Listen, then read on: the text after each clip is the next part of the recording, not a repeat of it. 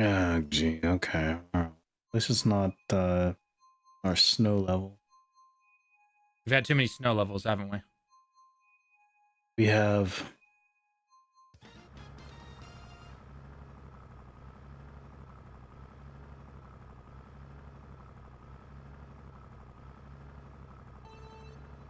So we haven't gone here today, though, haven't we? No, we've never been here today. At least not with you. Maybe you did as we were talking before we started. No, I think you're right. I'm gone here. I think it was the Mario circuit, a different one. I mean, there's like 4 different Mario circuits in this entire game, so I'm not surprised. Really, Link? Yeah. Really? You're just gonna bot me with some random green shell when I'm in like 7th place? Like, seriously, bro? Karma. I don't want to hear it. Karma.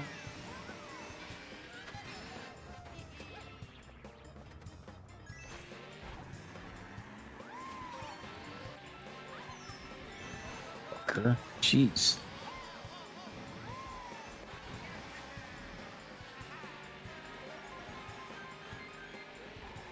Rat bastards, a lot of you. What'd you do? Get hit by like 5 blue shells? No.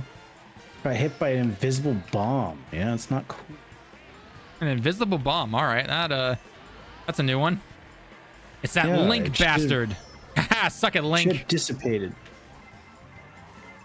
What's it say when both this Link and I both have rotating green shells? You guys are cheaters. Lightning? Really? All right, who's the brat?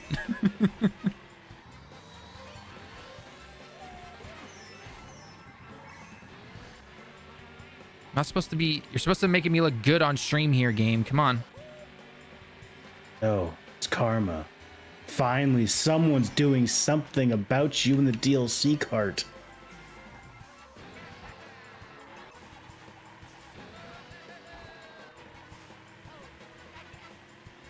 Oh, damn. Suck it, Link.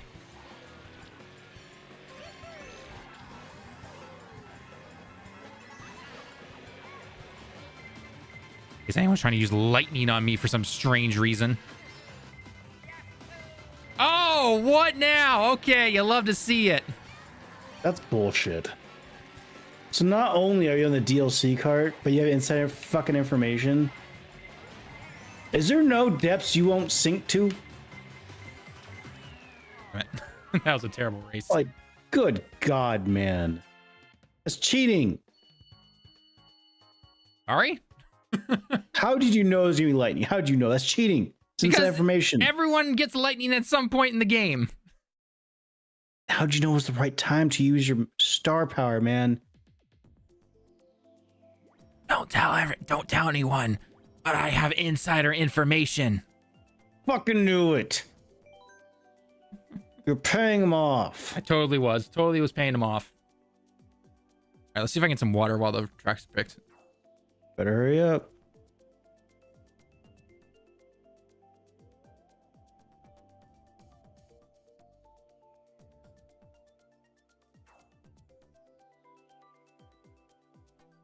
See if I get some water.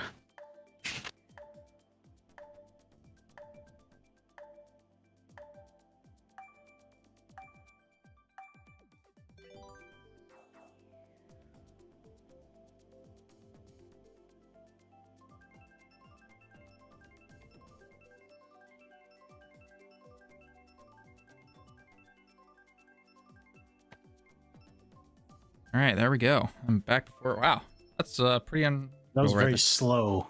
Very slow. Why is it never that slow whenever I have to go to the bathroom? It's not fucking fair, man.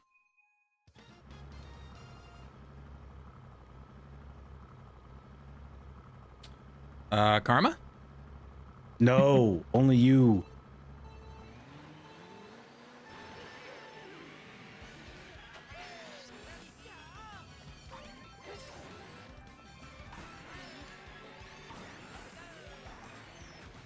Oh god, I thought I threw that a little bit. Oh Jesus, how did I not get hit by that? Okay, that was weird.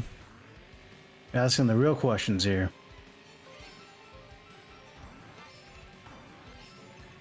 My insider information did not have this likable possibility on me. See, even insider information is fallible. Yep. Ow. Dude, really? You're gonna hit me with that? Yep. Karma that you fell off the edge? It was worth it.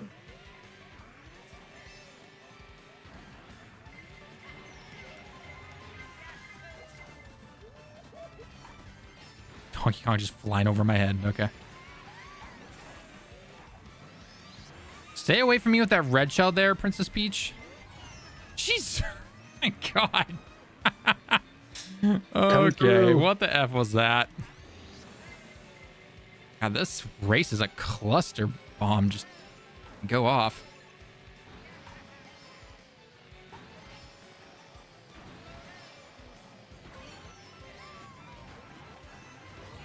Oh my gosh.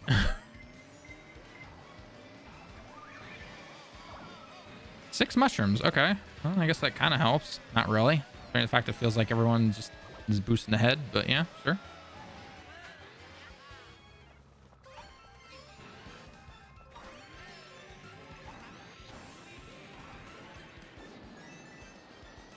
Let me guess. You had your star power again? No, I was the one who used the lightning, so.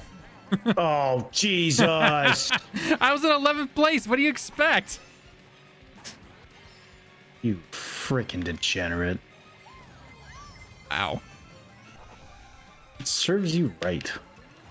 What did I do? And use the lightning. Hey, I rarely get to use lightning, so you know what? No, doesn't. Just because other people are bad doesn't mean you should be bad. Jeez. Have some morals, man. God. Karma. You get for using lightning.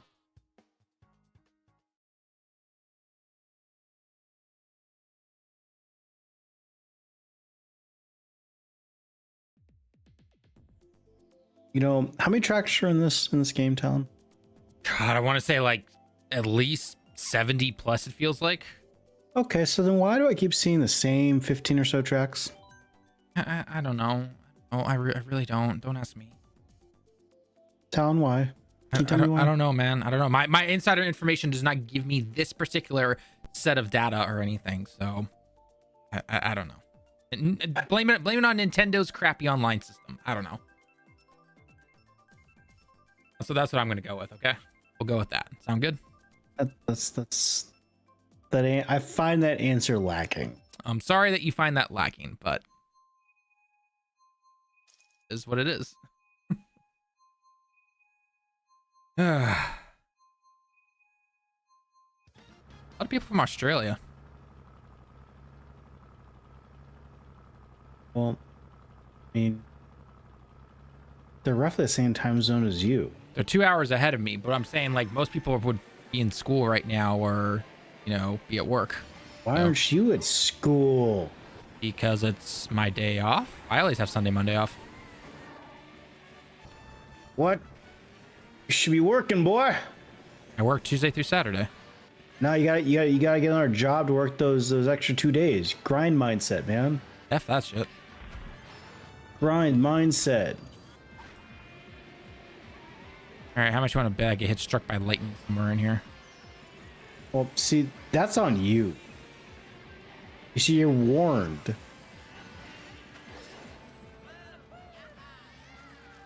God damn it, Link stole my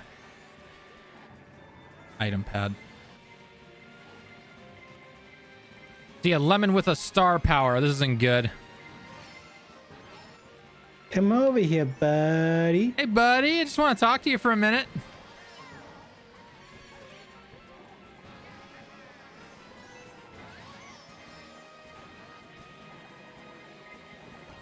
Oh, come on, blue shell. You're not supposed to go that way. I couldn't even get my red shells off. What the F was that? Yes. That was just... Oh, come on. Jesus. You drove into it, didn't you? No, I just keep getting smacked by everything. Game, give me a break. Really? The...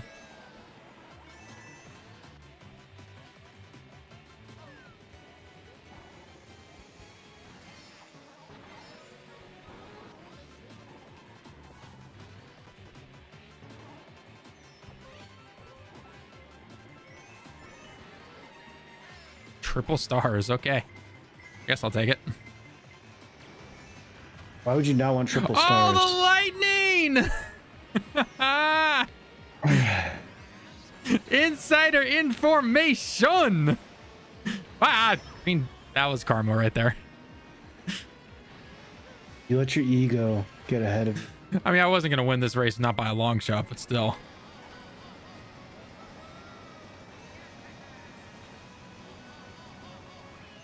God, that was absolutely atrocious. Ay, ay, ay. That was solid enough. That was terrible from my end. No. As long as I'm ahead of you. As long as I'm ahead of you, that's all that matters. Good.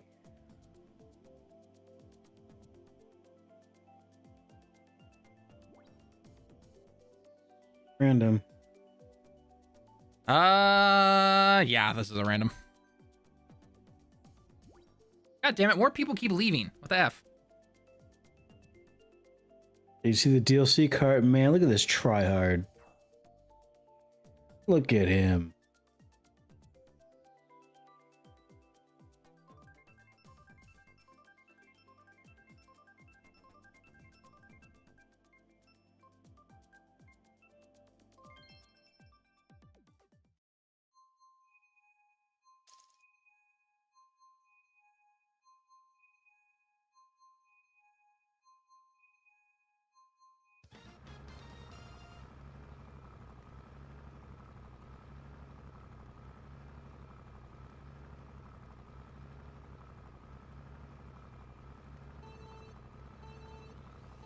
This is not a track we've been on in a while. Yeah, it's been a while since we've been to Singapore.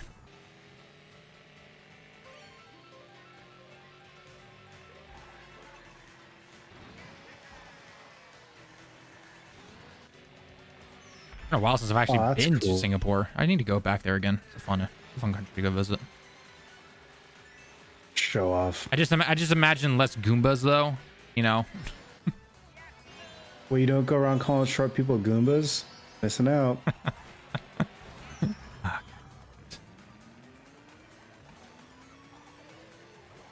This is not my night for Mario Kart. Why did I make you pick this? Donkey Kong, seriously? Ow.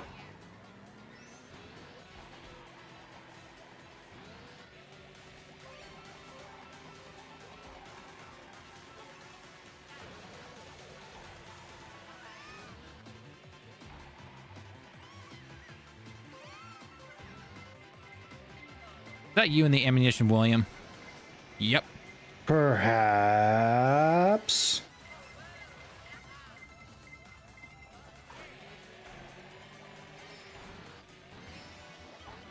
No, you really gotta space out your red shells, man. Oh, I thought I saw on my screen you fell off the track, so I'm like, oh, I'll get the guy in front of him. Like, you wasted like 3 of them on me. Oh, I only threw 1 at you, but okay, sure.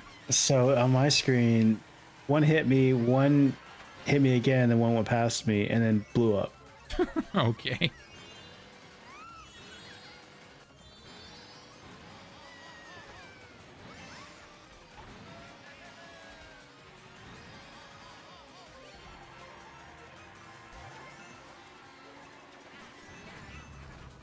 Birdo!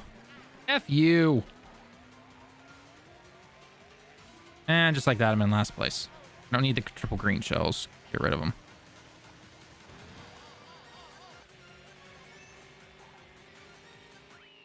Jeez, that was a terrible race. My God. I'm ahead of you, so it doesn't matter.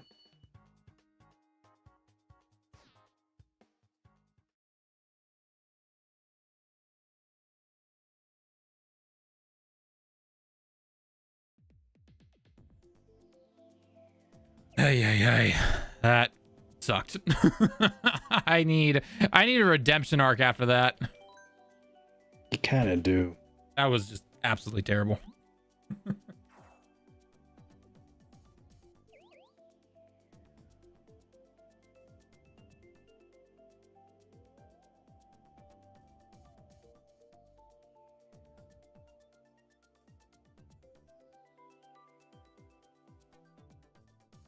Okay, so I need to ask. So you're currently finishing up Metaphor. So what's after Metaphor if it's not going to be Dragon Quest? It's Alan Wake. Let's just play the DLC. Okay, so the DLC will probably take you a weekend at most. No, it's not that short. Yeah, but if you just play it over the weekend, it'll be fine. Guy, not all of us stay at home all weekend playing video games. Some of us get pulled outside. I mean, yeah, I was outside all day yesterday for my anniversary, so I couldn't play So anything then you yesterday. know. Huh? Then you know. Yeah, but last I checked, you already went to see your parents the previous weekend. So unless you've already got plans with people, which I know you don't regularly go over to Seattle or anything like that, what do you have planned next weekend? Pretty much at a minimum have one day just taken up every weekend. And then it's usually Sunday people have to fight over.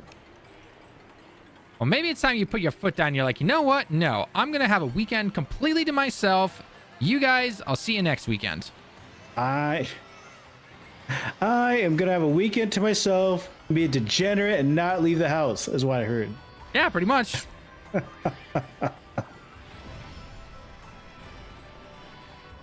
just need to learn to say no, my man. I don't know, man. Seems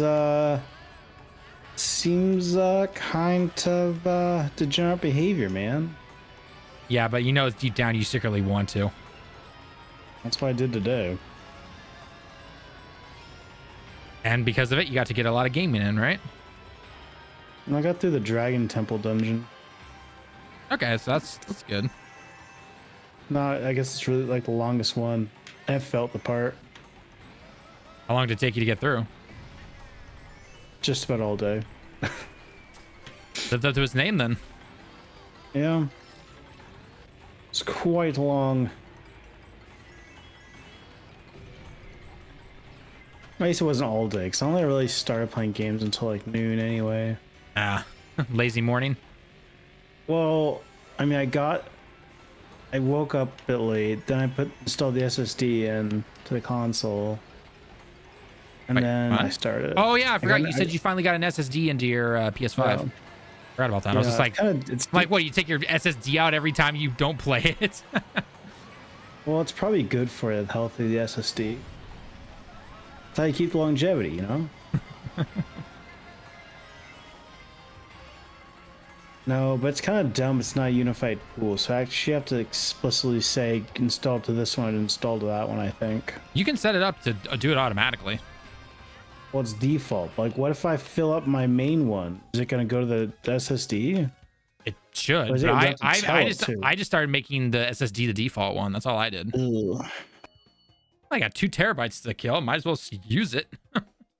Well, technically now I have 7 on my console. Because I have the internal like 700. Mm-hmm. I have 2 more, and then I have a 4 terabyte spinning disk hard drive for PS4 games. Oh, okay. Well, which is full up because I've been dumping all the old. I'm about to say, you've been dumping all your PS4 games onto there now. Well, no, PS4 I play on there, and the PS5 you can put PS5 games onto. You just can't play them on there. Right. So it's like a backup. Yeah, it's a backup essentially. I'm wondering if you can have multiple external drives though. I don't see why you couldn't. PS5. Well, they might not support it. I'm sure they do support it. Drives. Yeah.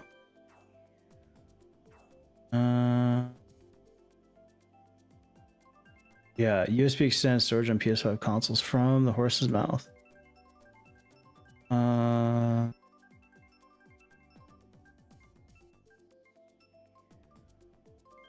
2.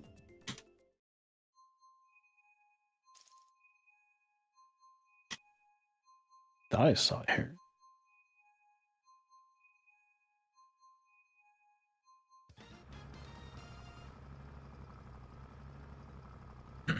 Two or more USB extended drives can't be connected at the same time. You can connect multiple USB drives to your console, but you can only use one at a time. Oh. Which is dumb. But you're the only person I know of that actually has backed up games like that, so. Sounds like you need to hang we... out with some cooler people. Like, gotta have as much storage as possible. Also, what is this race not gonna start? I think we're probably gonna get booted. There is no God. Yep, there is no God.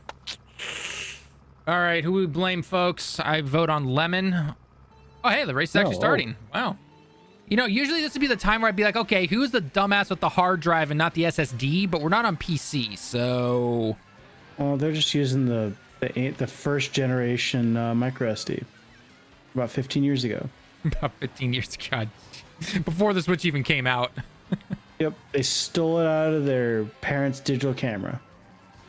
Oh, God. They erased all the family photos to put Switch games on them. One Switch game. Then the grandparents are going to come over one Christmas Eve, and mom's going to be like, oh, we got to show you videos from, like, I don't know, 2009.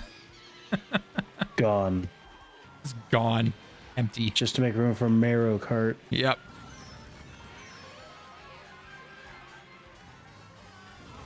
Jesus.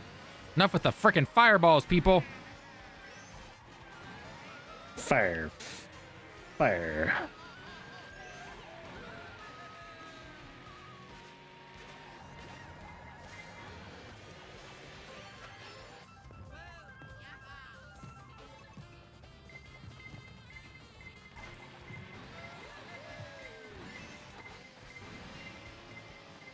The dancing crabs.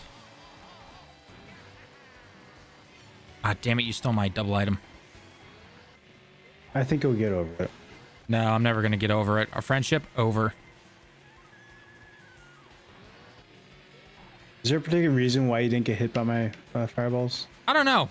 But they missed me on my screen. I specifically fired them at you, and yet you didn't get hit by them. Why? I don't know. Don't ask me.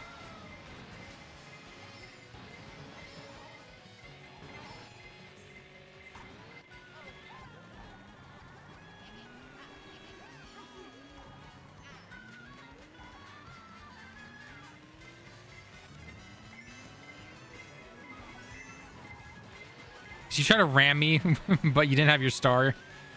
No, I didn't try to ram you. I just tried to get around you. Oh. You're taking the slow person route of trying to block, and I'm like, get the fuck out of my way, slowpoke. Get out of here, man. That was really dumb that I can't have hard drives hooked up. I'm sure you'll get over it. So how am I supposed to move data from one drive to another? Pretty sure you can do it on my PS3. I can't do it on my PS5. Like, the hell's going on, guys? Since when did you take up 2 to 4 gig or terabytes of storage on a PS3? Sure, games back then were nowhere near that size still. I'm pretty sure I had a 1 terabyte drive in my PS3. Yeah, but you're saying moving from different drives to different drives, which tells me you would have multiple terabyte drives. Because back then, 4 terabyte drives were still pretty expensive. Well, if I wanted to move it from a 1 terabyte drive to a 3 terabyte drive, how would I do it? Throw it onto your PS5, hook up the 3 terabyte one, and get moving. You can't do that. You can't do that. So I right now have a 4 terabyte drive, and I want to get an 8 terabyte. I don't think I can move those games. They're stuck there. You can. No. You can't. You just have to do it very slowly. You have to take a certain section of games, put them onto your PS5, unplug the smaller one, put the bigger one in, transfer them over, and you got to rinse and repeat a bunch of times, essentially. Have fun. Talent. You didn't think that out. You didn't think that out. You didn't think that out very much, did you? No. It's 2024, guy. I shouldn't have to do this shit. Are we really not going to be able to get in this race? It's going to happen again. What? What is with the Mario? You know what I blame? I blame that maintenance that you and I experienced back on Wednesday. like seriously, what has changed between now and then? It was that. Why does God give his strongest warriors the most difficult challenges? Seriously.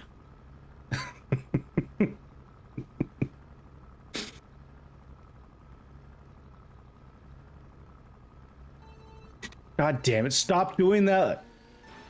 I wasn't ready. Sounds like a skill issue. Bullshit. You were not ready. I was. You were waiting just as much as I was. I was, but then I saw the number count down and I got my boost. So I don't know what you're complaining about. No, you didn't. Check the stream. Survey says. It's probably the DLC card. You can't not get it. I just automatically get the start boost because of the DLC card. I'm just imagining that. Just like you're like a solid three. Everyone's already gone. You hit the button, it just takes off.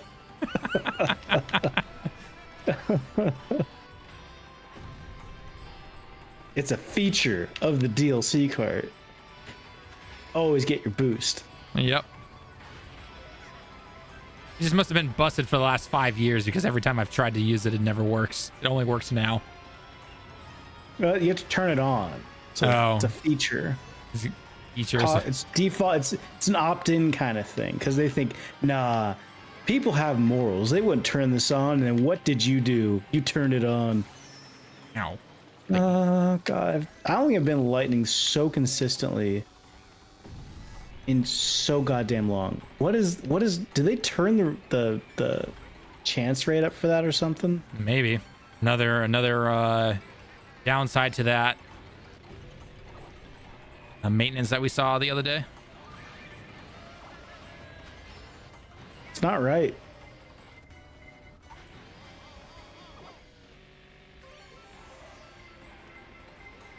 Another bullet bill. Jesus, game.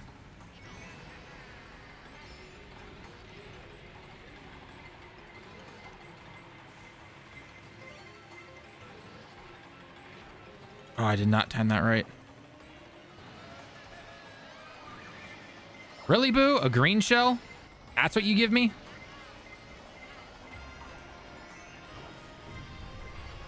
All right, final item. Let's see what I get. All right, Boo, give me something good. Fucking hell. What happened? Bullshit game being bullshit. Oh. Oh, wait, did I steal your triple mushrooms? No. Oh, okay. The buffer for the drift is kind of jank at times. Sometimes it'll eat your request and sometimes it won't, and it did not decide not to eat the request and it shot the wrong way. Lovely. Right in the lava.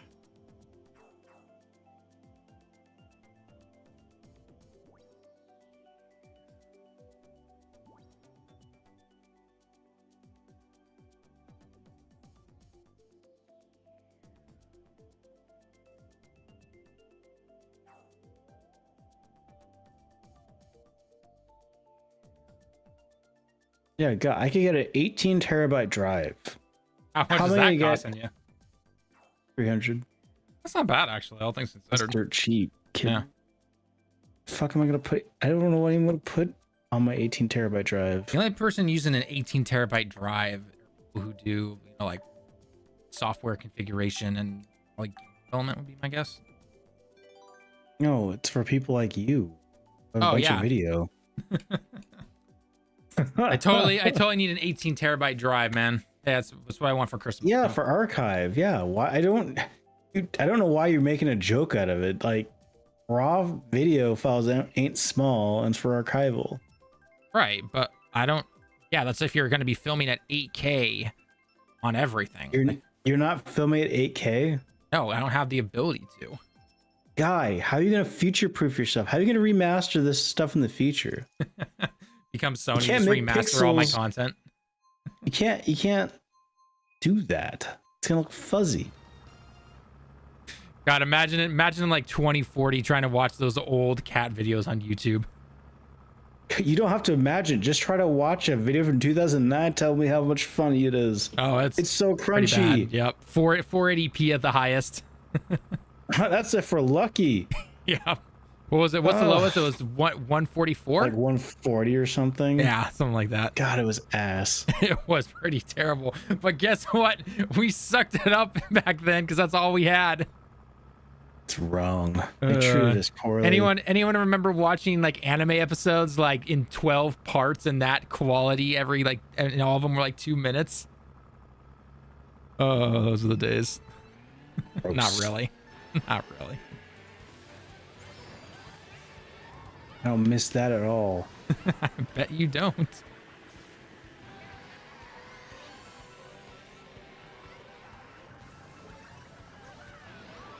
Crunchy videos make me a sad panda.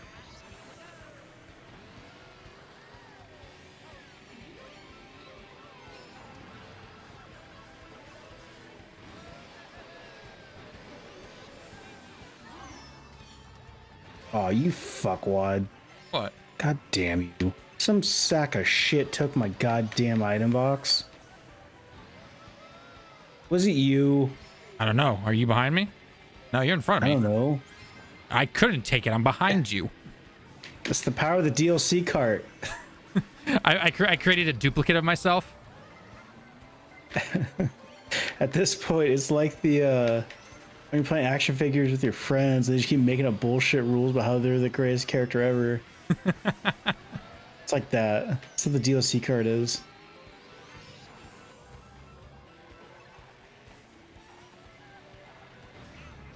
Wow, what the F was that red shell? That is a green shell. Sorry, my bad.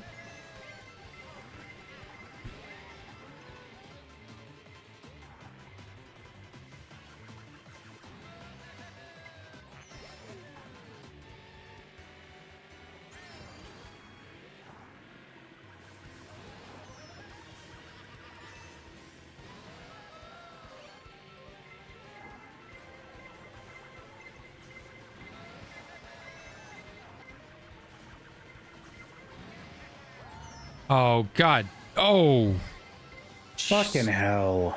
Well, I was already in the second to last place, so I mean, it didn't last very long.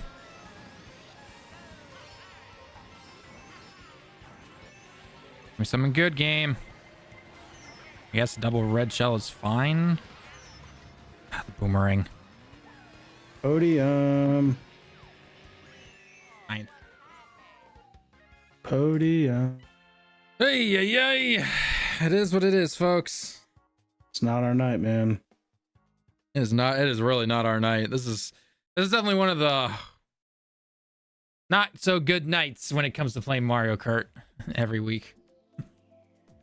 That's too nice. It's a shite day. It's a pretty bad day. Shite.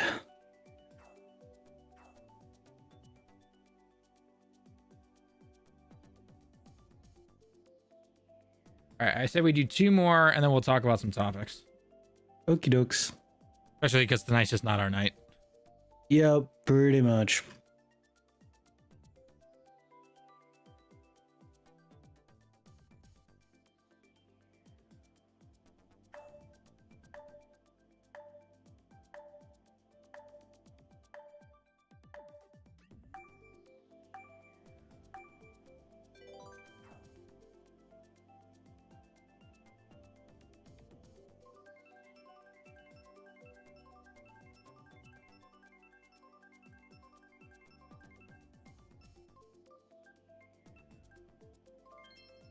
Well, at least it's a track we haven't been on. At least it's not 200cc. You can always look at it that way. That's true too.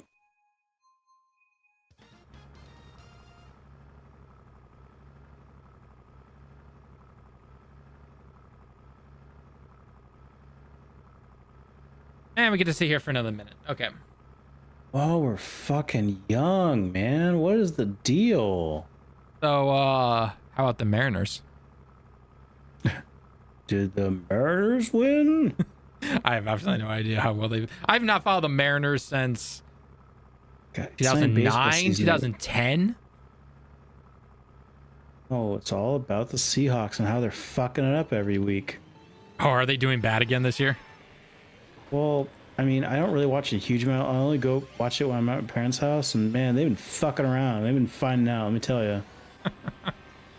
They paid millions of dollars. They could play a little better. Like, it's stereotypically wet in Seattle, and yet they fumbled the fucking ball because it slipped out of their hands. Shouldn't they have an advantage of living here? Yeah.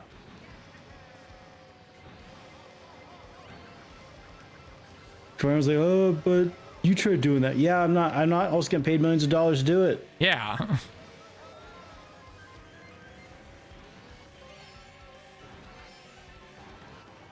Plus, again, they live in Seattle. They should be used to playing in, wet fields and everything.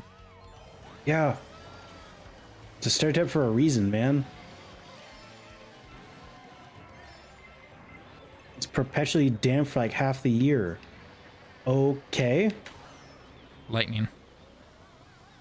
Oh, it didn't. Okay, so I thought my pea piranha ate the blue shell. I wish. That'd be pretty cool. That's pretty cool. And then I was wrong.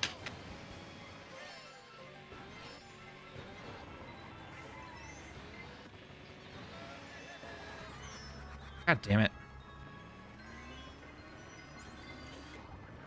Yeah, next race is definitely our last because I am doing really bad tonight. Fuck. Hello, fireballs. Of course, on a star. Fucking hell. Jeez, that was terrible. Oh. They really fucked up. They have something up online. They fucked up the item boxes. It's ridiculous how many goddamn lightnings there are now. There are. They have really screwed the pooch. Like, it is bad. Jeez.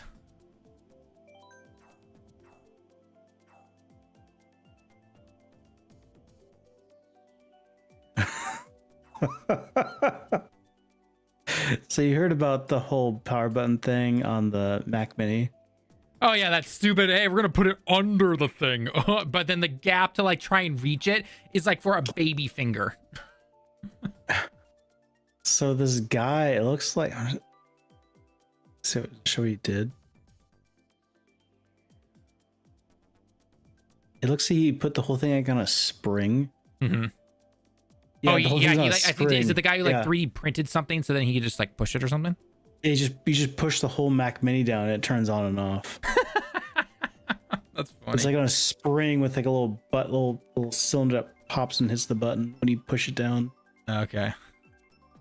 That is. I saw that though. You know what? You know what? I actually somewhat believe is I don't know if it was a YouTuber or something, but somebody had the conspiracy theory that throughout Apple's ages, there's one person working there that no. That's MKBHD. Oh, was it him? Okay, because when I found his job. Yeah, it's their job to just make something. Yeah, to just make something so terrible. and I'm like, you know what? I kind of believe it. Someone put out a comment. I'm glad you agree. This is probably my lifetime achievement.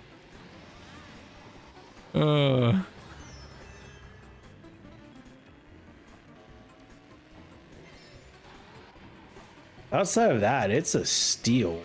It is so 500. Was it $500 for that thing? Yeah. I think it's like, 5 or 6, and that's a screaming fast computer for that price. It is, yeah. I got the M4 chip in there, finally up to 16 gigabytes of RAM. The only downside is the storage, but honestly, you could just buy a. See, on OS X, I can have multiple external drives. See, Sony, it's possible. So but I think the M4, can't you also switch out the M.2? I saw you could, or something like that, I thought. It probably soldered to the board. There's something you can remove in there, or maybe it's the external like M.2 that you can put in there, kind of like what you do with the PS5. Maybe on the last gen, but I'd be very surprised if the current one allows you to do that. It's so freaking small. Like, it's the size. It's not much bigger than an Apple TV now. Oh yeah, no, I think, and it's dinky. Like, I'm not sure if it's even the size of a standard M2 stick. It's not. It's one of those like almost quarter-sized ones from the looks of it. But anyway, yeah. Regardless, I mean, you just buy some extra storage yourself. Don't pay for the extra Apple storage, and you're good to go, basically. Mm-hmm. Too bad I really have no use for it. I could easily see myself in a couple of years replacing my current M1 chip Mac Mini that I have. I thought about it as like a living room computer, but my NVIDIA Shield is still kicking somehow. I think it's still kicking? Damn, that's impressive. Yeah, it's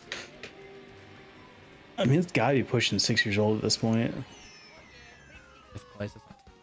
I mean, it's running the same chip that allegedly was going to be in the Switch, Pro.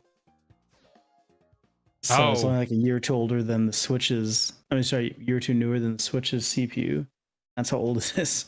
Still runs in. We'll have to find out how old the Switch's CPU is going to be. I mean, we obviously know it's not going to be the latest and greatest, but it's. Did you bail? Oh no, I accidentally pressed one more. So we'll do one more, and then we'll switch over.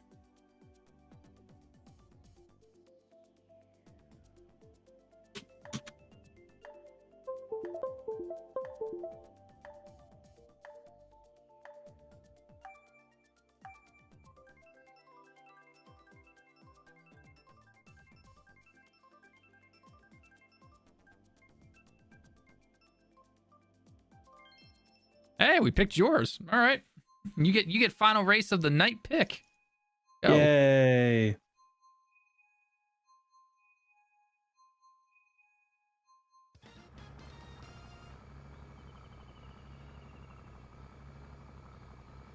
Okay, I guess stay for another minute. God. Oh, look at that. Fine. And I don't get my boost. See, it's not the DLC cart. Did you turn the toggle off in between races because you were embarrassed? You did, didn't you? I embarrassed you. It's peer pressure. Nobody say anything. It's peer pressure.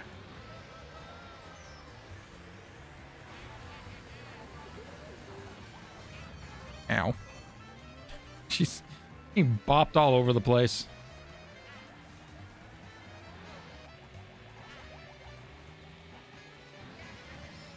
Some guy pushed me in the air and it shot me off the track. I wasn't aware that was even possible. Yeah. I mean, they must have really hit you hard because...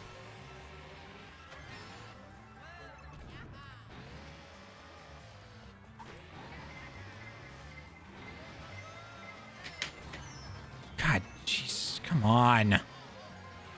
You chose another race.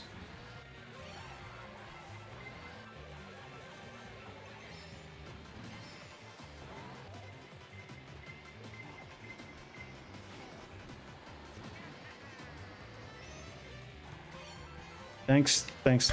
I like, yeah, the Ammunition Williams just did that. Thanks. I saw that. Right into a fucking turn.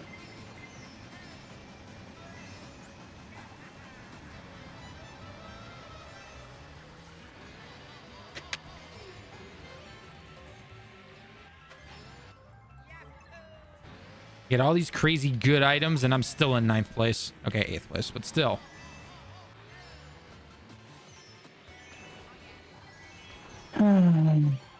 Holy crap, did I time that star perfectly?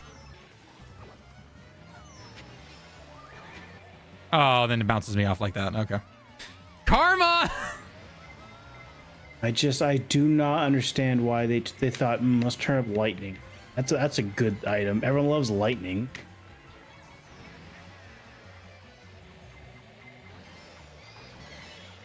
Okay, boo, have my triple green shell, I guess.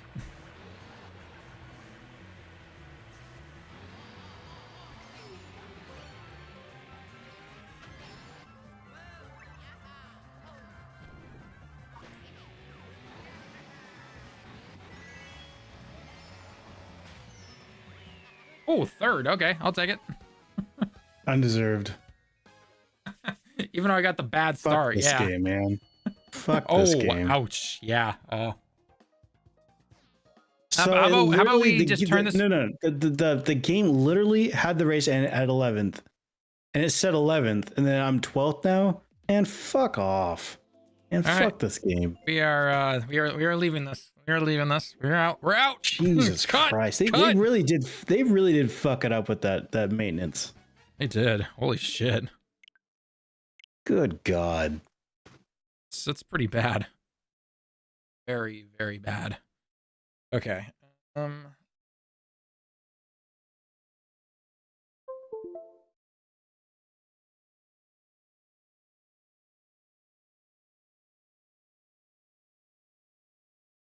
right, bye. I'm gonna get some more. Sounds good.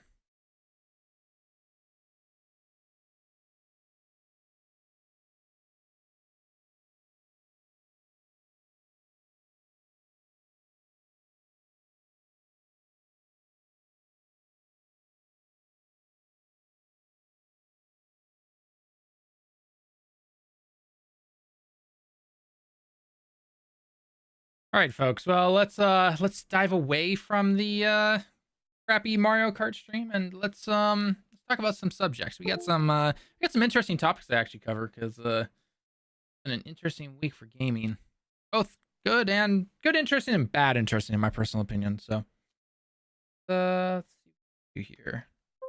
I'm gonna get these links up, show you guys exactly what we're talking about.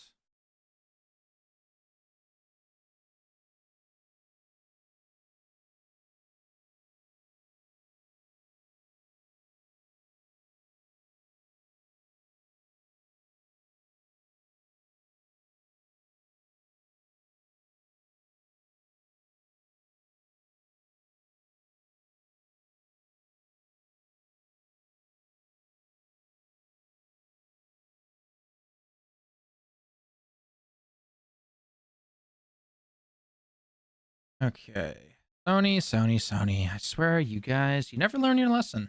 Then again, no giant company ever learns their lesson, you know?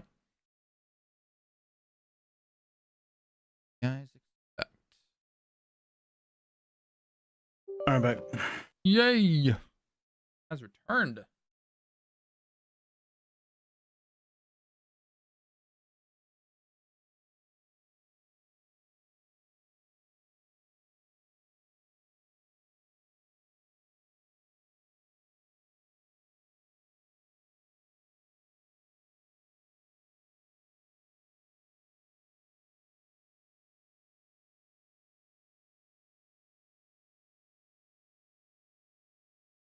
All right, we'll do a quick one first, and then we got a long one to go over because there's a lot of stuff to go over. Okie dokes.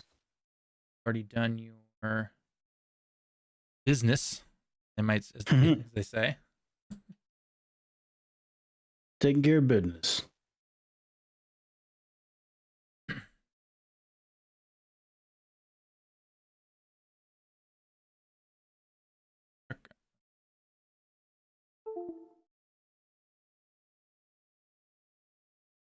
Blue Light, Yoshi fam, what's going on? You just missed it. We got our asses kicked by a couple of Yoshis in Mario Kart. So, fun times. Absolutely destroyed. Yep. It was brutal. Although, to be perfectly honest, I half blame it on Nintendo's crappy maintenance they just had because holy crap. Yeah, slow to start races and the light is way too high. Yeah, geez. I mean, we were sitting there for a good minute when it would you'd pop in and then all of a sudden it was just like, wait, what? Mm-hmm. What the heck is going on here? So, not fun at all. So, hope you're doing well there, Yoshi. Though I hope you're having a good, I don't know, Sunday morning, Sunday night, Monday morning. I don't know where you are in the world, but I hope you're having a great day. But stay away from Mario Kart Online for right now because it's not that good. Just saying. So, all right, editors, you know what to do for this one. This will be a pretty short one. So if you go around asking tons and tons of gamers, what are they most looking forward to in 2025? It's, of course, Gollum 2, right? I mean, everyone loved the first Gollum game, so obviously Gollum 2 is going to be great. Oh, and I guess there is technically that game called GTA 6. I guess that would be an okay game for some people. But it is definitely an interesting statement here when we get the CEO of Take-Two saying that they're not worried about GTA 6 performance on Xbox Series S. And that is interesting, to say the least, especially because the Series S has been kind of dragged through the mud these last few months, I would say, especially whenever it came to performance or how something looked.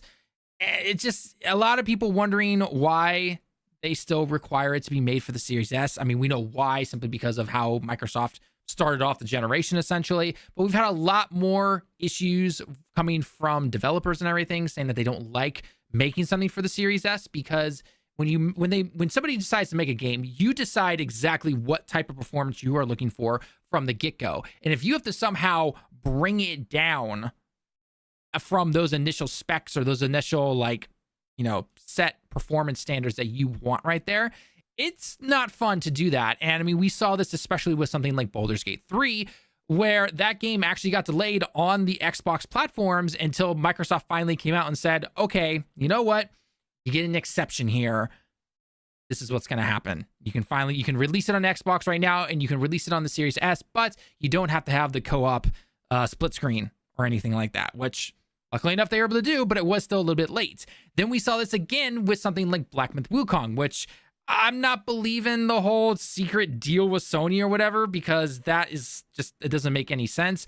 I'm still saying that the Series S cannot run Black Myth Wukong. I mean, it barely runs on the PS5. You're telling me that that thing is somehow able to run on the Series S? Nah. I'm calling BS, especially because, again, you look at the specs and what we see with the Series S, and it's like a shared 10 gigabytes where 2 of that is taken up with, the system, memory, essentially, with just dealing with basic stuff that you see on any console. The PS5 and the Series X both do this as well, but they have more RAM to then give to the games, essentially. But with the Series S, not so much. It's a lot less RAM.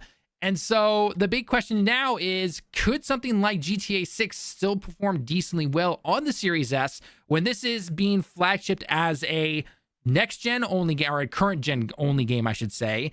And it's not even going to be able to hit 60 FPS on something like the PlayStation 5 Pro, which means that the PS5 and the Xbox Series X are definitely not going to be hitting that 60 FPS unless their performance mode potentially hopefully does that. But most likely than not, it's not going to sit at a stable 60 FPS is what I would say. So what hope does the Series S have? Unless they are simply saying, we're not worried about performance because it's just simply going to be 30 FPS at 1080p. Or 720p or whatever, right? Because with the Series S, it's then technically upscaled to 1440p. That's essentially what it is. That's the highest resolution that they're going to hit. So the big question is it true? Are they really not that worried about the performance of the Series S because it is going to be such a much lower standard in terms of what it could look like? Or is it still going to chug and set the thing on fire? Especially when we've seen other games that don't run really well on the X and the PS5. And it's like, you really expect the S to? Lemon, what are your takes on this? I mean, Red Dead 2 still looks really good, and it's a PS4 game. I'm not super duper I'm pretty sure it's a PS3 game, isn't it? Red Dead 2. Red Dead 2 is PlayStation 4. Red Dead 1 is PlayStation 3. Yeah. Red Dead Redemption's a PS3 game. Red Dead Revolver was a PS2 game. Yeah, that was a long time ago. Deep cut. It's a deep cut. Deep cut right there. But no, I don't. I'm not. If there's a developer that could do it, it would be probably Take-Two. Like, the wizards on their engine building this thing out are geniuses. Like, the fact that GTA 5 ran as well as it done the PS3 is astounding when it came out. And so yeah, I'm not super worried. It might be kind of blurry. Might look like there's Vaseline on it. I could definitely see it being blurry. I guess it also depends on how CPU dependent it is compared to GPU dependence. Some people have stated that because this game is not going to be out on PC right now, this is a console only game. I mean, this is pretty normal for all Rockstar games, basically. But hopefully, maybe they've been able to take that time to really polish, all 3 versions of the console versions of the game, aka PS5, the Series X, and the Series S. So hopefully they're able to. But I do wonder what the differences will be between the top of the line consoles, aka the X and the PS5, and what is the Series S going to cut out aside from your obvious, it's probably gonna look a little bit blurrier. There's not gonna be as many NPCs on the screen at a time. How fast are the loading times going to be? What about that transition from area to area within the game? That will definitely be interesting because even though it has been quite a long time since GTA 5 released back on the PS3, and was it on the 360? Was it Xbox One? It was on 360. It was on 360. Okay. It was on 360, yeah. Yeah, so it's obviously been a long time since GTA 5 came out, but they have not been working on this game for 10 years. Most likely, I'd say it's probably been in development for 4-5 years is what I would personally say. I doubt because after that, then they started doing with the GT Online stuff. They started updating all of that, the microtransaction stuff that they want to. That's why they make a crap ton of money and everything. And then they probably got it going with the PC version. And then obviously they did the PS4 and the Xbox One enhanced versions, or the definitive editions or whatever it was called back then. And then they did the same thing with the PS5 and the Xbox Series S and X. So, a good chunk of that stuff has just simply been re-releasing GTA 5. So I am curious how well it's going to do. I mean, it's still slated for a 2025 release, according to them. But there's also been some rumors about it being delayed until 2026. Maybe. I'm not really sure. I mean, there's also been some comments from other developers saying, hey, we want to stay away from GTA 6. Just release this thing already, because the last thing you want to do is release your game within a week of this game coming out. I mean, the two big games I would say personally for 2025 is going to be Monster Hunter and GTA 6. Again, assuming that GTA 6 still releases, but assuming that it still does. You know what might come out next year? What? Horizon 3. Oh, God. Same day as GTA. God. Yeah. On it now. It's gonna happen. It happens every single time. The first Horizon Forbidden West, every single time they release a Horizon game, it is next to some big game, and it's just like, who over at Sony is just making their schedules right now? Like, you have to be so dumb. I wonder who. Yeah, geez, I wonder who keeps hyping up this game. couldn't be their new CEO that they currently have right now. No. Couldn't be that. Couldn't be him. I mean, he just loves that series as it is, and that's why you currently have, Horizon multiplayer, which is supposed to be like a Monster Hunter take style game, being made still. I don't personally think that game's going to do particularly well. This is my personal honest opinion, because everyone's going to compare it to Monster Hunter. So it's like new one's coming out next year. Yeah. Monster Hunter. Yeah. And they just had probably one of their most successful open betas. And this game's not releasing until basically March 2025. I know it's like February 28th or something like that. But regardless, March 2025 is when the new Monster Hunter will be releasing. And it's November right now in 2024. That's a good chunk of time to really fix stuff up, which honestly they kind of need to, because there are definitely some weird things with that particular beta. But I wouldn't be surprised if they also did another open beta, would say, February, or not February, I would say January coming around. So we could see potentially something like that. But again, that Horizon multiplayer game is just going to get completely shit on, because it's 100%. Like, yeah, because either A, it's going to be so much like Monster Hunter, and as we all know with live service games, they don't learn from other people. And so they're going to have the same crappy mistakes that Monster Hunter probably had like 12 years ago or something like that. Or it's going to be something completely different somehow, and it's still probably going to flop, because let's just be perfectly honest, Sony has been terrible with their live service. We'll talk about it in a different video. We're going to cover that. So it will be interesting to see what happens there. But regardless, GTA 6, is it going to release in 2025? Hopefully. That's what a lot of people want.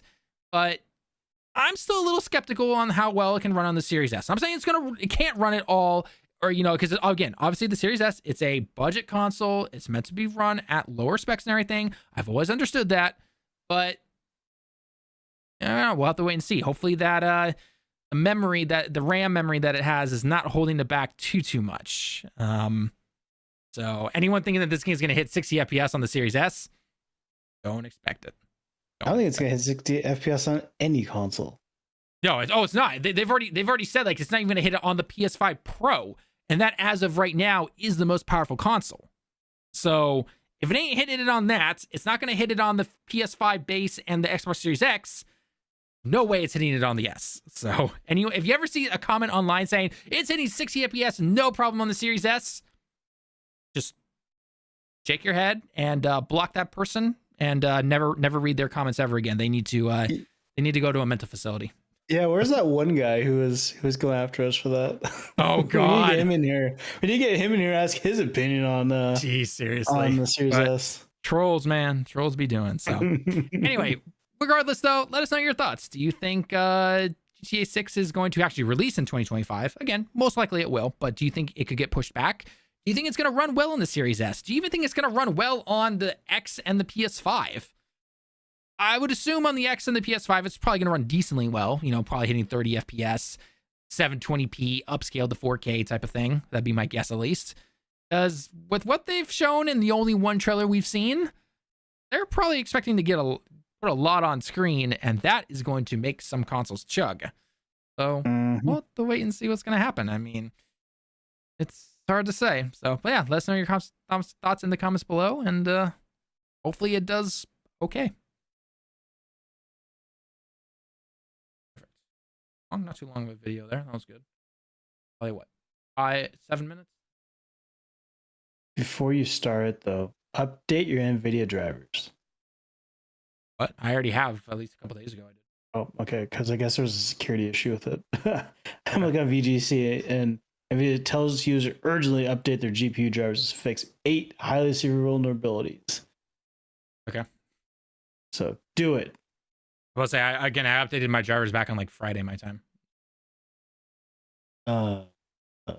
Didn't say when they updated these. Push this update. So you probably won't. I mean, I'm probably okay, but I mean, after the stream, I'll check again. But yeah, could already be compromised. No, I could be compromised already. People, send your prayers. I'm probably compromised already.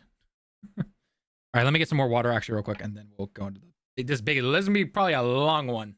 So, okie dokes.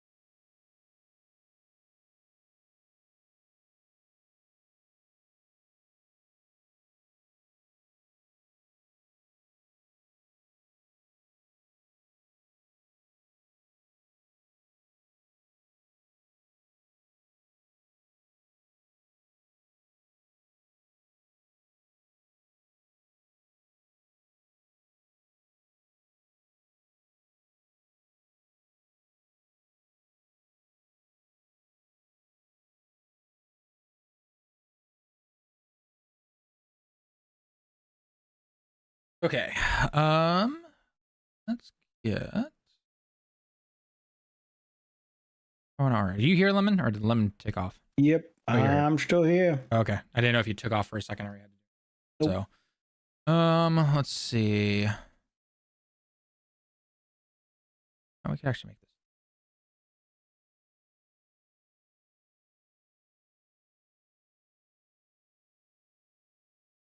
All right, why don't we do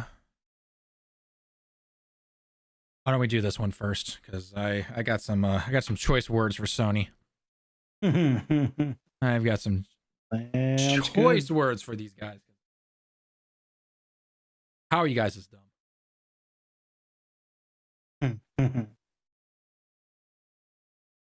Okay.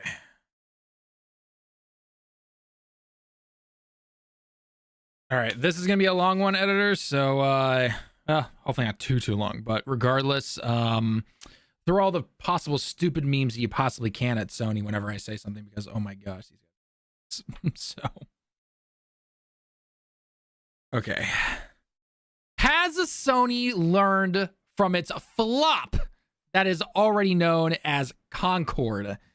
If you obviously don't know what's going on, which I'll be honestly shocked and surprised, Concord has to be probably one of the biggest flops when it comes to not only live service gaming, but just gaming in general. Like, I'm pretty sure the last flop this big was back in the 80s. So that should tell you right now just how bad this game flopped. The fact that it was around for less than 2 weeks and they took it down, refunded everybody, and then the studio itself was then closed down like a month later. And they're just gone. Kaput. Just Concord doesn't exist anymore. And yet somehow this is supposedly supposed to be in Sony's like Amazon little video thing that's coming out in December. Oh boy, that's gonna be a terrible look right there. But anyway, everyone has talked to death about what happened with Concord and everything, why it failed. Nobody wanted it. What was the budget for this thing? Like over $400 million or something like that, reported by Colin Moriarty and everything. I mean, regardless if some of those numbers potentially were off from him, like the lowest it possibly was $200 to $250 million. Try punching that into a calculator right now, by the way. Take your annual salary if you're working, minus that out, and that just shows you how crazy big this number is, because it's ridiculous. But then again, this is nothing new when it comes to giant companies wasting tons of money, because their investors are also kind of stupid when they say like, yeah, we want this, and then it flops, and they're like, you know what? We'll keep giving you more money to do this again. Whatever it is. But as you might have known if you've been watching us or following us here on Direct Gaming, one of my personal tinfoil hats when it comes to the shakeup that we saw when Jim Ryan left, because if you don't know, Jim Ryan obviously was the one who pushed the live service really heavily, whether it was buying up developers, buying up studios, greenlighting certain projects and everything. I mean, heck, a couple of years ago, they said like, oh yeah, we're going to have 12 live service games by 2026. It's 2024 right now. It's almost 2025. We have seen 2 of those games. And obviously, a decent amount of them have been stopped, frozen, delayed. A few of them have definitely just been stopped completely, which is good, in my personal opinion. But it's like they're not learning from it. But regardless, though, then we have somebody like Hiroki Totoki who came in and basically analyzed Sony. And one of the things that he did was he analyzed PlayStation. And when he looked at PlayStation, he basically looked at him going like, how much money are you spending right now? Yo, stupid. What is going on here? And again, this is where my tinfoil hat theory comes in, that he probably went up to Jim Ryan and was like, you're going to retire, right? You don't like those long trips on your plane from Europe to Japan to America sometimes. You want to go spend more time with your family. And Jim Ryan was like, yes, I do. And then he left. Because holy crap, if you don't know who Hiroki Totoki is, this guy has been around in Sony for a long time. Like we're talking 30 plus years here, essentially. And keep in mind, Sony is not just simply PlayStation. They are everything from life insurance, especially over here in Japan, to music, to cameras, to you name it. Sony has a bunch of different areas. They make a good chunk of their money, though, from PlayStation, which is why PlayStation is important to them. So when you have a guy who's a very by-the-books business dude, he has, again, the last 30 years has been trying to push Sony's profits up and up, essentially, have that margin be wider and wider, be around 20%, give or take, not the current 6% that it is right now. And when he saw that 6% and the amount of money they're spending, he's going, what the F are you doing right now? So Jim Ryan goes bye-bye, and then we have 2 CEOs get hired, essentially. They're doing like this duo CEO thing where you have Herman Holst, who is focusing on the software and the game side of things. And then there's the hardware side from another CEO. I'm blanking on his name currently right now. We'll probably put it up on screen that you can see later on in the edited version of this. But regardless, those 2 are supposed to be working together. And Hiroki Totoki is definitely keeping an eye on PlayStation, I would say, for a decent amount of time right now, just because of what happened, especially now with what happened with Concord. And he's probably just like, what the F is going on right now? But afterwards, we had the release of Helldivers 2, which did amazingly and probably shocked a lot of people over at Sony going like, whoa, it actually works. And then obviously Concord just balanced that right back out and everything. But there was a Q&A session during a financials call with Sony with, again, they're mostly talking to investors and everything. They're not talking to you. They're not talking to me or anything like that. So just, keep that in mind when it comes to what they're doing. And also keep in mind, they're a business. They don't give 2 craps about us. They want number to go up with money. That's all they care about. Xbox is the same way. Nintendo's the same way. Every single company imaginable. That's exactly what they're doing. Okay, so just keep that in mind right there. But anyway, during a Q&A session with the latest financial earnings call, Sony management was asked numerous questions about their live service games, which was shut down 11 days after launch. Totoki explained that the company's foray into the live service games is still a learning process and that it will take lessons from what happened with Concord. Quoted, Currently, we are still in the process of learning, he said via an interpreter. And basically, with regards to new IP, of course, you don't know the result until you actually try it.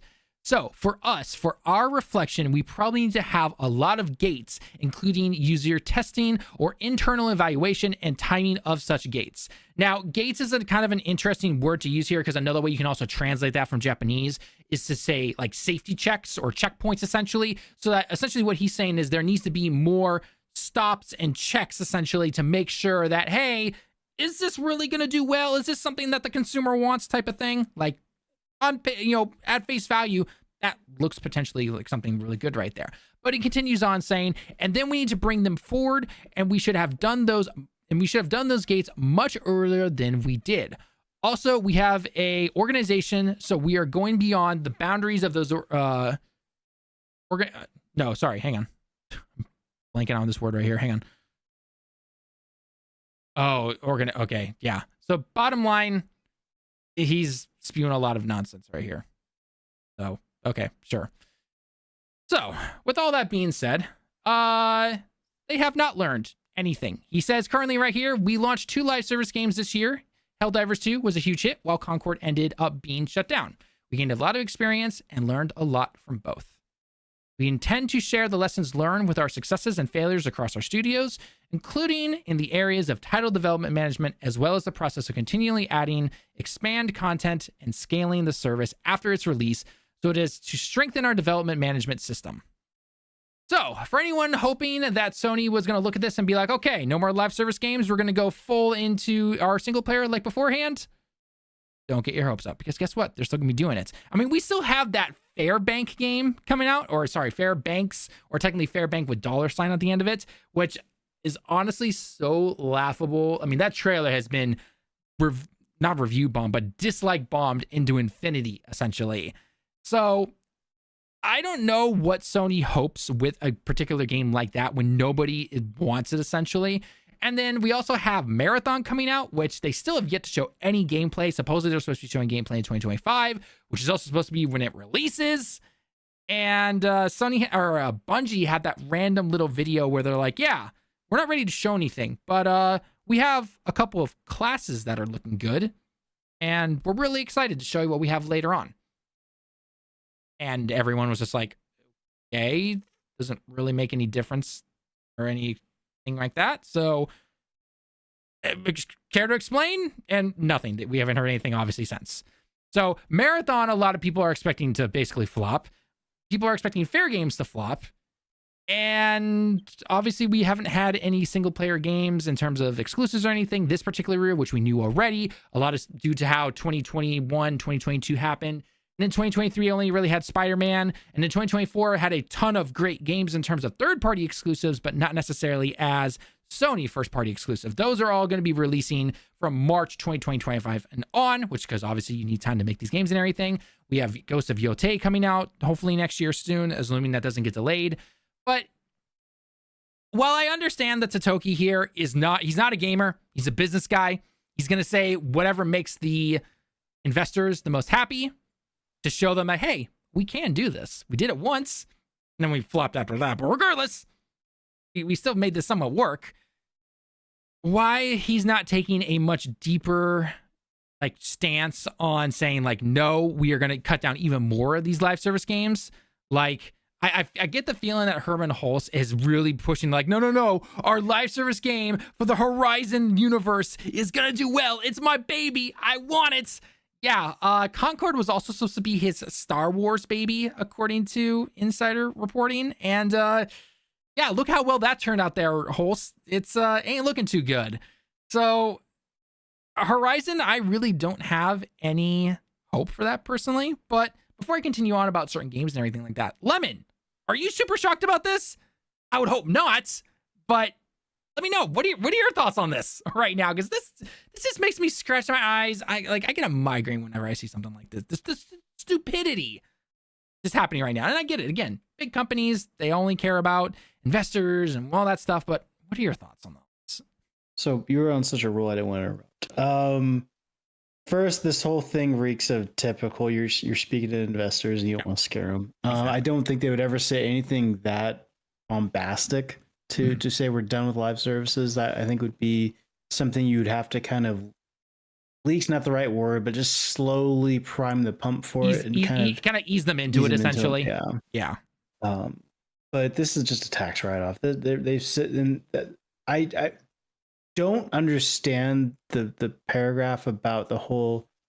So for us as a reflection, we probably need to have a lot of gates. Like, you had a gate, you saw that the gate broke, and no one liked the beta, and it was lambasted as it came out that people aren't playing it, and you thought, all right, this is not going well.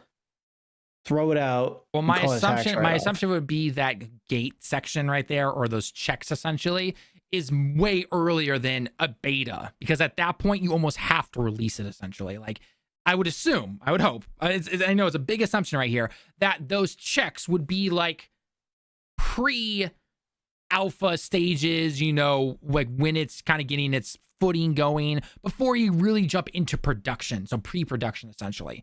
Like, if he's talking about having checks that early, I'm all for that. I really am. But then again, the game wasn't bad though. That's the problem. This isn't like Gollum or something where it was a dumpster fire from the moment you saw it. This was a competent game. It worked.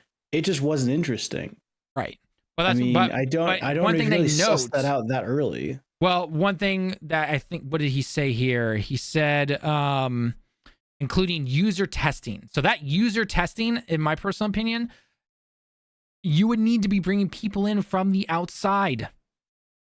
Because I guarantee you, if you'd actually brought people from the outside, not business people, like actual people who cover games and everything, they tell you like, it's a competent shooter, but I don't know anyone who's really going to play this or anything.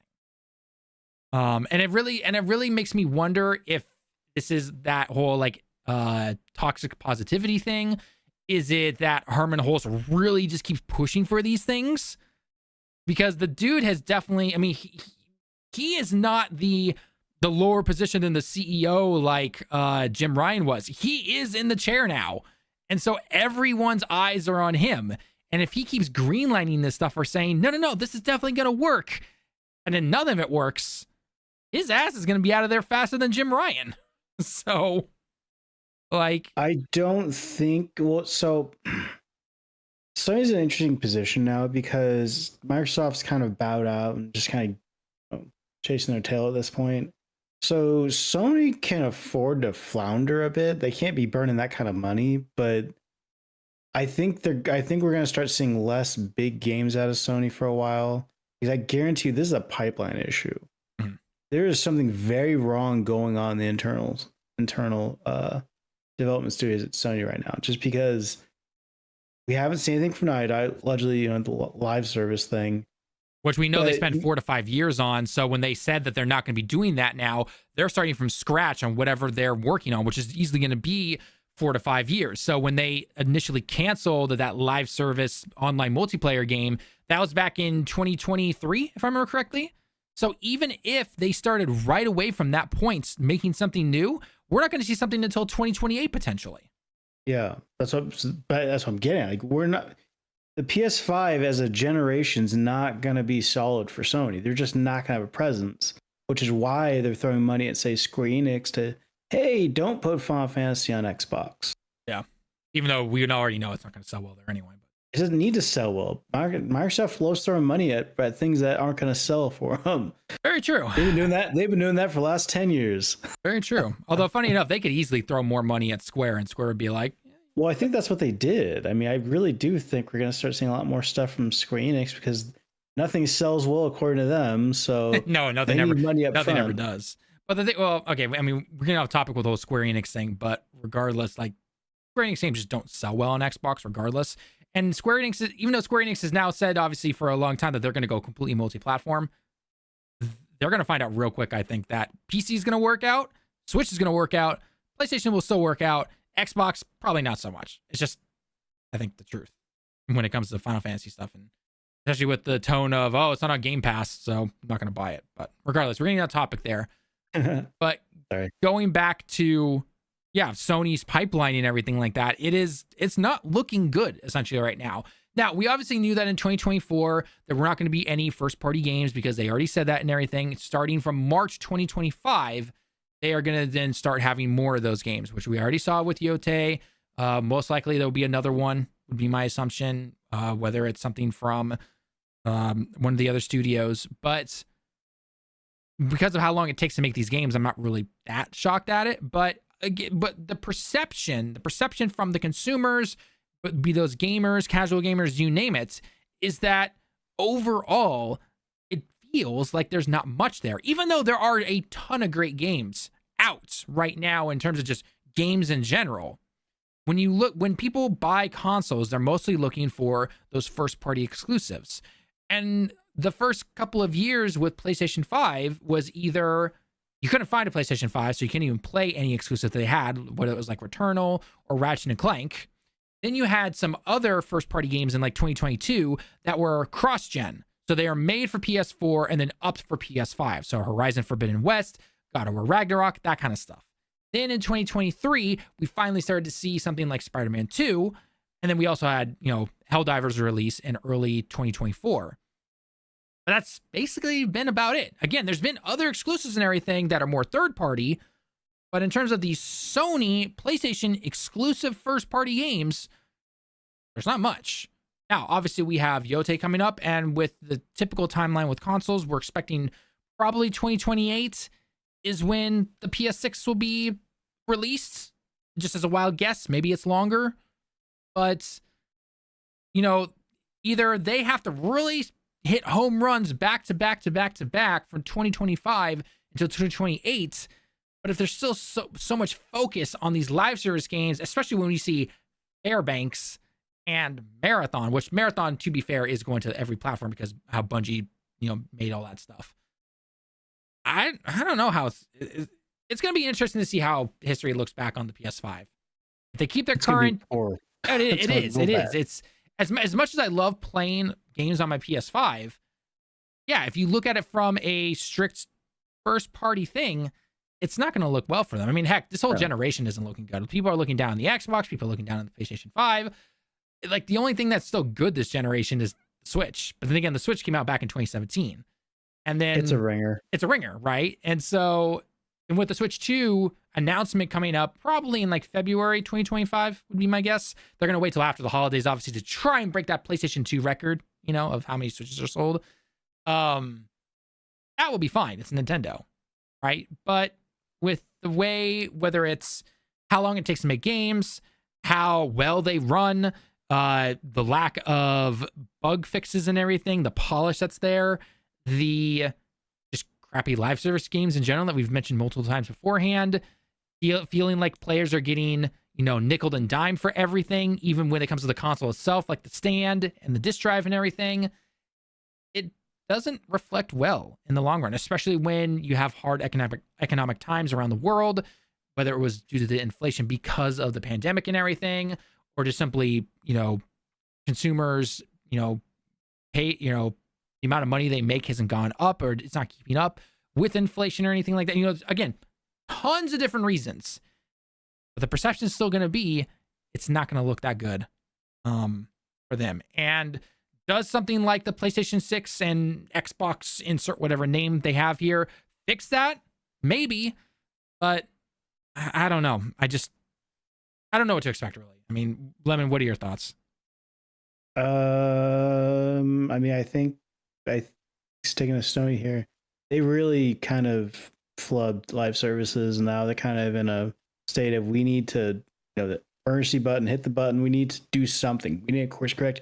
We need to course correct now. Yeah. It would not surprise me if Insomniac, who's the current GOAT for Sony, they're the only ones who can at this point perform. Mm-hmm. At least right now, because they keep pumping games out at a stupid rate. It would not surprise me if they cut the DLC for Spider-Man 2 to speed up development for 3, right? Because they need it now, because their pipeline's screwed. They don't have Naughty Dog anymore, effectively, this generation. Yeah.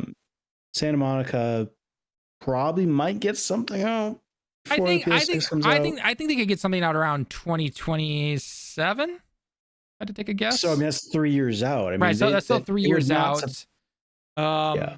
I mean, I don't know what to expect with Insomniac personally, because while I know everyone was bashing him online about saying like, how could you not put DLC out and everything, when in reality, and we talked about this already beforehand, we don't know how well the DLC did for the first game of Spider-Man, right?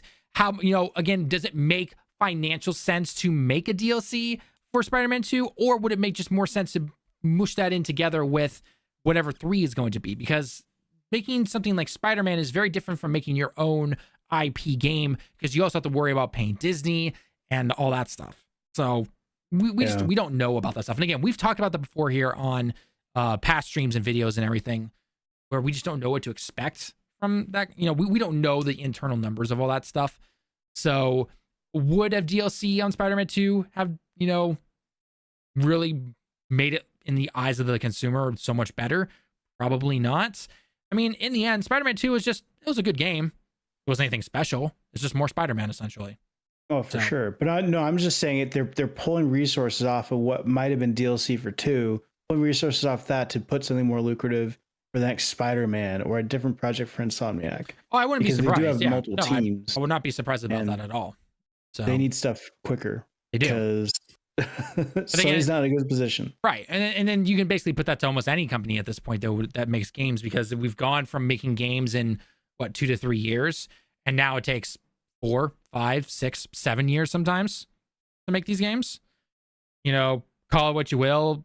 Part of it is definitely trying to hit those higher fidelity levels, ray tracing, put them on multiple platforms at that fidelity. I mean, again, what we see now compared to what we saw even back like on the PS3, those are they're vastly different levels in terms of what is being put on screen right there, and that takes more time, more manpower, and everything. Which is why we've obviously seen things like upscaling, take off over the last few years, because that probably makes it a lot easier than really trying to nail down every single issue that you see there and everything. So, yeah. So I don't know. It will be interesting to see what happens over the next couple of years. I mean, at least they're saying right now that, we're getting more single player games and everything like that, which we already knew because of how time works essentially.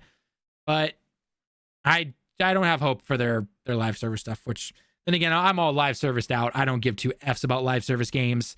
Every time I see one, doesn't matter who it's from. It could be from EA, it could be from Xbox, PlayStation. I'm just like, I just roll my eyes, honestly, every single time I see it. I mean, heck, I don't even play, like the only live service quote unquote game that I play is the finals. And that's maybe once every couple weeks. And that's it. Just because it's got good destruction and fun gameplay. But I don't play Destiny anymore. I don't play Overwatch anymore. I'm not touching Call of Duty. I'm not touching any of that stuff. So it will be interesting to see what happens. So hopefully things turn around. I don't want obviously all these development teams to get canned and axed and everything, because in the end they're the ones who do get axed. It's not the higher ups that get axed. I mean, again, Jim Ryan, he sailed off with his golden parachute. Nothing happened. Well, that's what any CEO does. Oh yeah, no, every doesn't happen to any of them. Oh yeah, no, that's my point though. That's what I'm trying to get at, is that they're never affected, even though they're the ones making the terrible ideas and everything like that. We could see Herman Hulse get axed in like 2027, 2028 or whatever. He's gonna be completely fine. Guerrilla Games, on the other hand, they should consider that. I mean, God, that would require you to bring in somebody who is a good combo. Honestly, you know what Sony probably needs to do? They need to do a triple CEO combination. Somebody who works on the hardware, which they currently have right now. Then in terms of the software and the games, they need they need 2 people that can work together, that know how a business runs, but also knows what the gamers want. Because I think what Xbox did somewhat with Phil Spencer, he was a developer first, right? If I remember correctly. And so he's always been a quote unquote gamer and everything like that, but he's never known how the business side of things run. And you always see them clashing with like his other higher ups and everything. So I feel like Sony needs to have 2 people that can somehow work together in terms of the software side of things, aka the games, but also make sure that it makes sense financially, business wise. I think if they did something like that, that could potentially do something really good. Yeah, they need Reggie. That's what they need. They need Reggie to come back. And Bobby, yes. How's it going, my man? How is it going? It's going. you're the one who originally sent us this this article and everything. And what do you think? Sony ain't learning no lessons in my book personally, but I don't know. What are your personal thoughts? Do you think they learned any lessons? No. I think them saying like, I mean, they're being real. They're like, I'm trying to remember. They say like, hey, we're still doing live service, but we're going to focus more on like making sure that the big first party single players are still there for you. Yeah. So the long story short, they're obviously still focusing on both live service and single player games. But the big thing with the live service stuff is to have more checks and to make sure that earlier on things are caught and not, hey, we're only finding out about this now at the beta. So that's the hope, at least. Yeah, I don't know what they like. Yeah, did they just? My question about that is, did they just like buy Firewalk and just go, yeah, cool, like whatever? Yeah, like what the fuck were they doing? I don't know. I mean, based on what we saw from like Colin Moriarty's source and everything, and other reportings, is that this was supposed to be Herman Hulst's Star Wars baby, essentially. Well, yeah, because like we heard that Herman Hulst saw something super early, right? Mm-hmm. And was like, "Oh, this is going to be awesome." And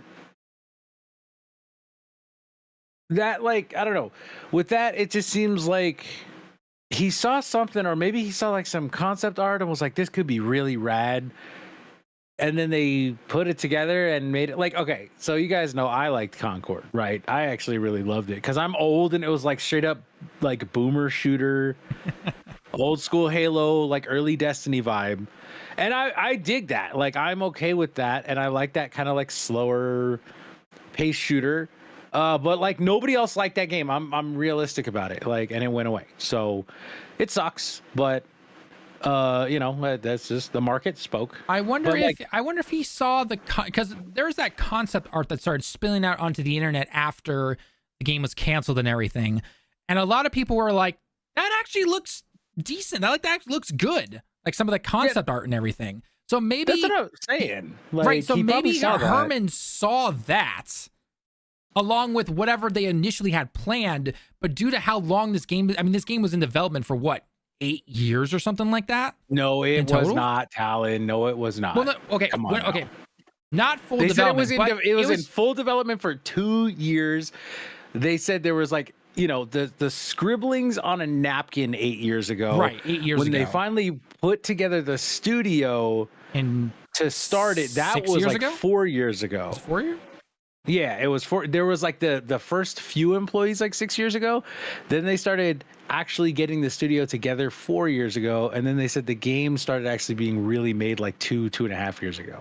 Okay. So regardless though, sometime between that napkin scribble stuff to it being made, there should have been a lot more like, is this actually going to work out well?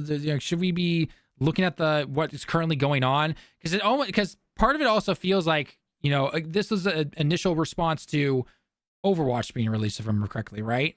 And then wanting to make some kind of shooter in that realm. When we hear 8 years, that's when Overwatch came out, and it's probably that's when the napkin scribbling started. And we're like, wouldn't it be cool to make this type of game? Like, let's think about that. And then, they went through a couple years and all that. What it just sounds like to me is it sounds like the same shit that happened with Redfall, though. Is like they had an early idea and we're like, cool, live service, it's going to make money. Yep. It's good, whatever. Like, cool, just do it. Throw it together, whatever, fuck it. We're not going to check, just do it. Yep. And Firewalk also, like, the big thing that I absolutely hated hearing, because I fucking hate hearing this. And Lemon, you could back me up. Is the blank magic. Like, they thought they had like the BioWare magic, the Bungie magic, that kind of shit. The toxic positivity of like, no, this is gonna be great, man. Yep. It's gonna be great. It's like, ugh, who the fuck thinks like that? Like, you gotta take a step back and go like, is this good or is this ass? Like, well, I mean, that's what people did with Death Stranding. I mean, it has to be good. Has to be magical. It's Kojima game. And what do we get?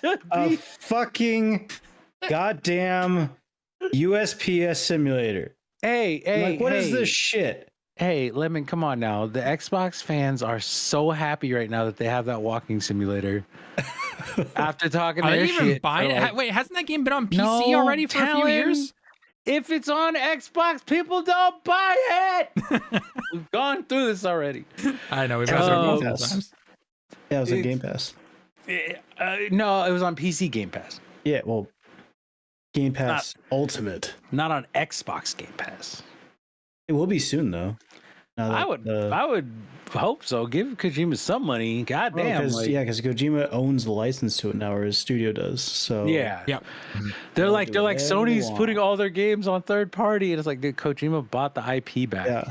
Sony's probably like, yeah, we'll sell you your IP. Give us like 20 million. He was like, fuck it, okay. Whatever. Well, and now he's working on Death Stranding 2. He's also working on that Xbox exclusive game. So that's part of that $6.8 trillion they spent on Concord made back. Right? Little by little. That fucking Concord number just keeps getting so goddamn inflated. Like, it cracks me up. Well, I even mentioned beforehand, like, take your annual salary for anyone who's watching this. Take your annual salary, minus it from. You know what? You can minus it from $200 million. Heck, minus it from $400 million, whichever number you want to pick. Like, that just shows you how much money, like, they're just willing to just basically throw into the fire at this point. Yeah, I mean, it is what it is. They fucked up. And as long as they recognize they fucked up, I think that's the important thing. I wonder how it's going to affect Fair Games or something like that? A steal from the rich thing. Like, I'm just like, there's no way. Yeah, I would not be shocked if they cancel it. If they cancel that and Marathon. Like if they do a beta of Marathon and it goes that way. I mean, I don't think a beta of Marathon would go that bad, but if they do, let's say they do 2 betas like they did with Concord, right? And Marathon didn't like the first, because it's Bungie. It's attached to Bungie, right? So it's gonna get players. But then the second time they do it, it like drops by like 90%. They're gonna kill that game. Like, they're gonna just be like, okay, we're writing it off. Fuck it, we're not releasing this. And then I think at that point, Sony will fully take over Bungie. I think they. They would, and then Fair Games would just be snuffed out too. They would not cancel it again. The thing with live service games that these companies don't understand is that there is a ton of room for PvE still if you can create a unique experience that speaks to people, whether that is like with the First Descendant Waifu Simulator or with Helldivers, just goofy ass fun, right? There's a lot of in the PvE space that can be messed around with, and you could create fun experiences for people and get a set of players, right? Sea of Thieves still has players, sort of. Well, then you also have, I mean, just your Warhammer, right? Yeah. Well, Warhammer's not really a live service. It's not really a live service game, but it really delves into that kind of more PvE style thing. Like, I know they've got a PvE section to it, but they've got a lot of PvE stuff, which I think has worked out really well for them. That's what I'm talking about. Like that Spider-Man game could have actually done really well, I think. And I don't know why they just bailed on it. Probably cost, honestly, infrastructure, servers, all that stuff, I think, personally. Yeah, but if you got Spider-Man, like, that shit's gonna sell. I don't give a fuck. Like, you put a Spider-Man multiplayer game and you let someone like play as Peter, play as Penny, you know, play as Ben Reilly, play as Miles, right? Play as Gwen Stacy, and then you can buy all their costumes. That is gonna make a fuck ton of money. Like, that is gonna make so much money their heads would be spinning. And they just were like, no, I guess not. It's like, maybe they try to go more into the Horizon stuff or something. Or again, they really thought Concord was gonna be better than Spider-Man. Who knows? I mean, yeah, it's wild. What were we gonna say, Lemon? I was say, isn't that the issue with like Avengers though? Avengers should have printed money, it didn't. Like, yeah, but Avengers there is a limit. Avengers got a bad rap from the beginning because Spider-Man, right, comes out. First of all, Spider-Man is leaps and bounds the most fucking popular superhero in the planet, like by multiple. No, Spider-Man is the most popular superhero on the planet. It is. Yeah, by like a multitude of like 2.5 or something. Even over Batman and Superman. Really? Over Batman? Okay. Yeah. Yeah, it's wild. Spider-Man is the biggest earning superhero by a wide margin. The most popular superhero by a wide margin. It's pretty wild. And like I know, like I'm a Spider-Man like fanboy. I've loved Spider-Man since I was a kid. So you're biased. Okay. I am 100% biased. But them's the facts, okay? I mean, it is. I mean, if you like any country I've ever traveled to and everything, I always try to find like game stores or any kind of like, what you call nerdy stores essentially, just for fun. Just what other, things are out there and everything. Spider-Man is always popular. I mean, even over here in Japan, when I went to Thailand before, going over to Singapore, like Spider-Man is super popular. Yeah, they had Spider-Man movies in Japan in like the 70s, didn't they? Yeah, they did. Yeah. And they even make their own. They even make their own Spider-Man Japan-only TV shows over here. So, yeah. Like Spider-Man is insanely popular, right? So Spider-Man has that going for it. It also had several super successful single player games already, right? Avengers didn't have that. And if Avengers, they had done one or two single player stories and then been like, okay, hey, we're also going to have a multiplayer game where you can kind of go do missions together with friends. I feel like introducing that later like that would have been much more successful. Don't worry, it would not have hit Square Enix's projected goals though. No, like nothing. Like Call of Duty doesn't hit Square Enix's projected goals. Like, like they'd be like, Square Enix would release Hogwarts Legacy and be like, "We are very disappointed. We're very disappointed. $20 billion made. Yeah, we sold like 35 million copies, and it fell short of our expectations." Oh, guys, they boycotted Hogwarts Legacy. It didn't sell well at all. The thing with Square is they just need to get their shit in check. It's like you guys like the day of Square being like one of the biggest video game companies in the world in terms of like their sales and stuff, that has been over for 15 years. It's been over for a long time. It's been over for a long ass time, and it's like that doesn't mean you have to like make shit games or only make the HD 2D. But like, keep that expectation check. Like, if you're gonna make a Final Fantasy 16, understand that you're probably gonna sell like 5 million copies in the first 2-3 years. You know what's interesting is that in the last year, the Final Fantasy brand itself went up from 185 million units sold to 197, I think, or something like that. I'm a little off on those numbers, but bottom line, it jumped about 10 million, I believe, give or take, if I'm doing my math correctly. 10 million, and that's with the release of Pixel Remaster, Final Fantasy Rebirth, Pixel 16. Remaster, 16 on PC, and Rebirth. Those basic 3 games. Yeah. Because it's going from November of last year to November of this year, right? So Final Fantasy 16 was already out on the PlayStation 5 because that came out back during June. Yeah, so that means they're still selling that too. Right. So selling that too. So out of those 4 main games right there, a Pixel Remaster, Rebirth, 16 PS5, and 16 PC, right? That tells me that those games overall do sell well. They're just not hitting those crazy numbers because Square still thinks they're in some, 1999 era of gaming still, where they are at the top essentially. When in reality, they're not. They make good games, as we saw clearly this year, but their expectations are just stupid crazy. Their scheduling also is atrocious, with what they're trying to do. And as he's also said before, their single player games selling well are not balancing their crap flops and everything. Be it I don't even remember the names of the games because they're so bad, essentially. Well, yeah, the problem is too, they're investing in stuff that actively just gets fucked. Like Avengers, that was that fucked up. Like, I loved Avengers, you guys know that, but like that game got fucked. What's it? Foam Stars got fucked. Foam Stars, that's what it was. Yeah. They just had some pretty high profile. What was it? Forspoken?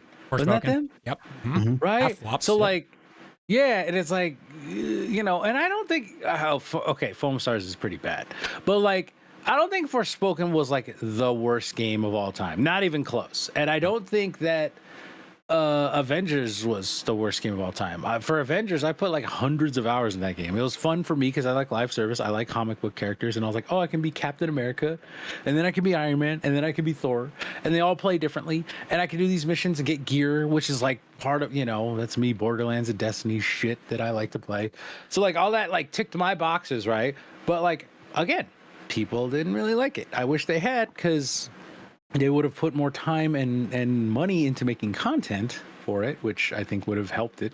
But, it just didn't work out for them. And so now they're like, well, because of that, we needed Final Fantasy 16 to sell like 15 million copies the first year. When in reality, it was never going to sell that much. Yeah. It just never was. And it's like, well, you can't expect these games, which they are fucking fantastic. Like I'm finally, I got the Pro. We'll talk about this later, I assume. Yes. I'm finally playing Rebirth again, because the second I saw the Pro and saw the Rebirth improvements, I was like, okay, I'm done. I'm waiting for the Pro. Like, and I'm playing it, and I'm like, God damn, this game is fucking insanely good.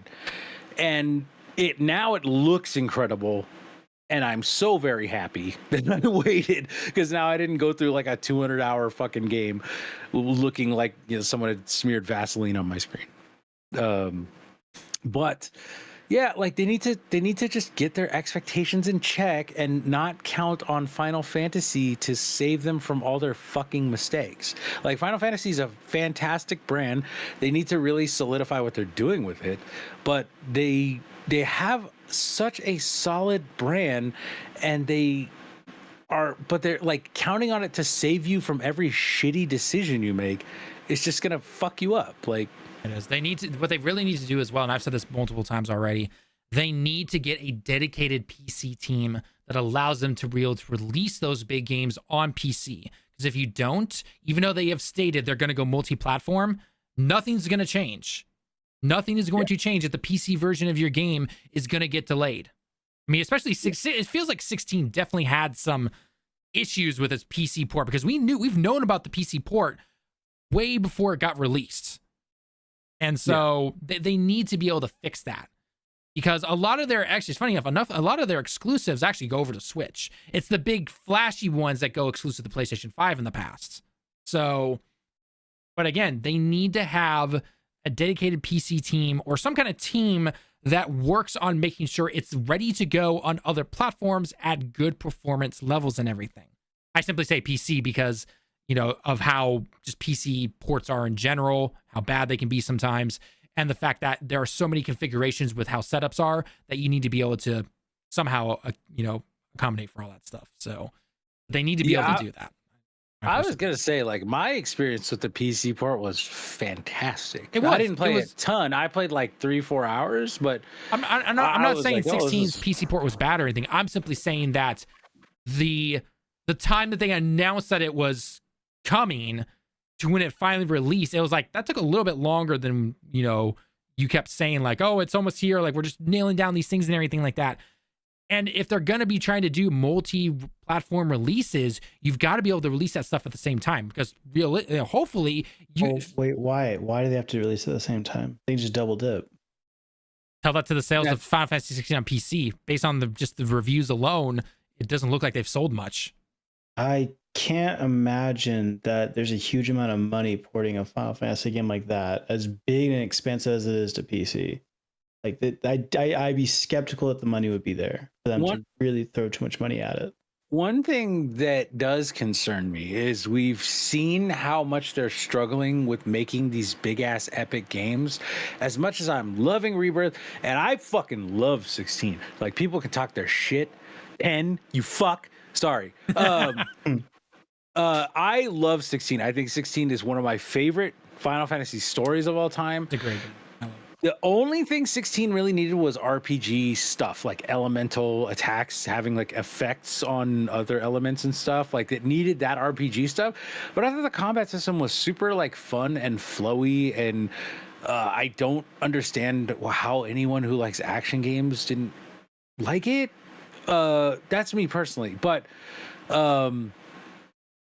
with all that being said, like, there's very clearly performance issues on base PS5 for Final Fantasy. The Pro is able to brute force it. I have found one area, and it's the town that gets like all fucked up. Like you go there, and it's kind of like built around like a pool, and then you go back, and like everyone's been murdered, and it's covered in like fog and like stuff like that. Like it's like right by the vineyard area. Yes, I remember. I forget what it's called. Like I remember the vineyard area being really problematic because there's just so many like leaves and like the all the effects and everything. Yeah, all the stuff going on.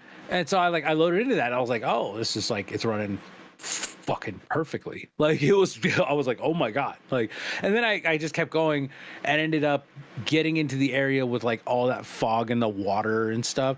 And there I started to see a tiny bit of chug, and I was like, damn, like. The rest of it looks so good, but damn, I found a spot where it's going to chug a little bit. And I'm sure there's other ones because it's a huge game. But overall, the performance is so much better. Just brute forcing. I am fingers crossed that they actually do a pro patch for that game because that would be awesome. And the same thing with Elden Ring. Like I'm playing it now just to try it out, see how it goes. And I'm running around. What's the starting area? Lemon, do you remember what the starting area is called? No. Oh man! So you're talking like right when you get out of the when you walk out of the crypt or whatever, and you like it's the famous big open world shot, like the Breath of the Wild shot. Exactly. Talking. What is it called? Some really weirdly generic name. Yeah, but it's that area, and I'm going back to it because with all the like the foliage and stuff, that's always a problematic area. And I'm doing it after the trees burn down because it's like my third playthrough save, so I can get my platinum. Mm-hmm. But I was running around that, and it's like perfect, and it's in quality mode. It's perfect. And I'm like, I'm sure it's dipping under 60, but because the VRR covers it, I'm not noticing it all. Nice. Which is it's really really nice. That being said, like, okay, so I wanted to ask you guys because we're talking about Square and their expectations and fucking up. What about Warner saying, hey, we're just going to double down on like Hogwarts and Batman? Well, after their Smash Brothers clone fighting game has now flopped for them, their live service for the Suicide Squad has flopped for them. I'm not surprised. I'm not surprised at what they're doing. So I tried to log in to play Suicide Squad, and I just couldn't. This shit just depresses me, man. Like, because they were like, we've learned so much from other live service games, and we're gonna do this and this. It's like you didn't do shit for this game. Like Avengers, when that came out with the Wakanda expansion, right? There was new stuff, like new mission types and structure, and they built it so that like the new missions had like their own stories that they would tell in them rather than be kind of generic. I was like, okay, this is a good start. Like I was looking forward to hopefully them doing another expansion. Like there was rumors of like Captain Marvel or Doctor Strange as an expansion coming up. And I was like, okay, cool. Like they got good stuff here, and then they just didn't make the money to keep it going, so it died. Suicide Squad, sad. Just like they made all the seasons with that 1 year delay they had, and they're all the fucking same, and everything's the fucking same except it literally just has like new coat of paint. I heard that that latest one was pretty bad. It was like just the dialogue alone pretty cheesy.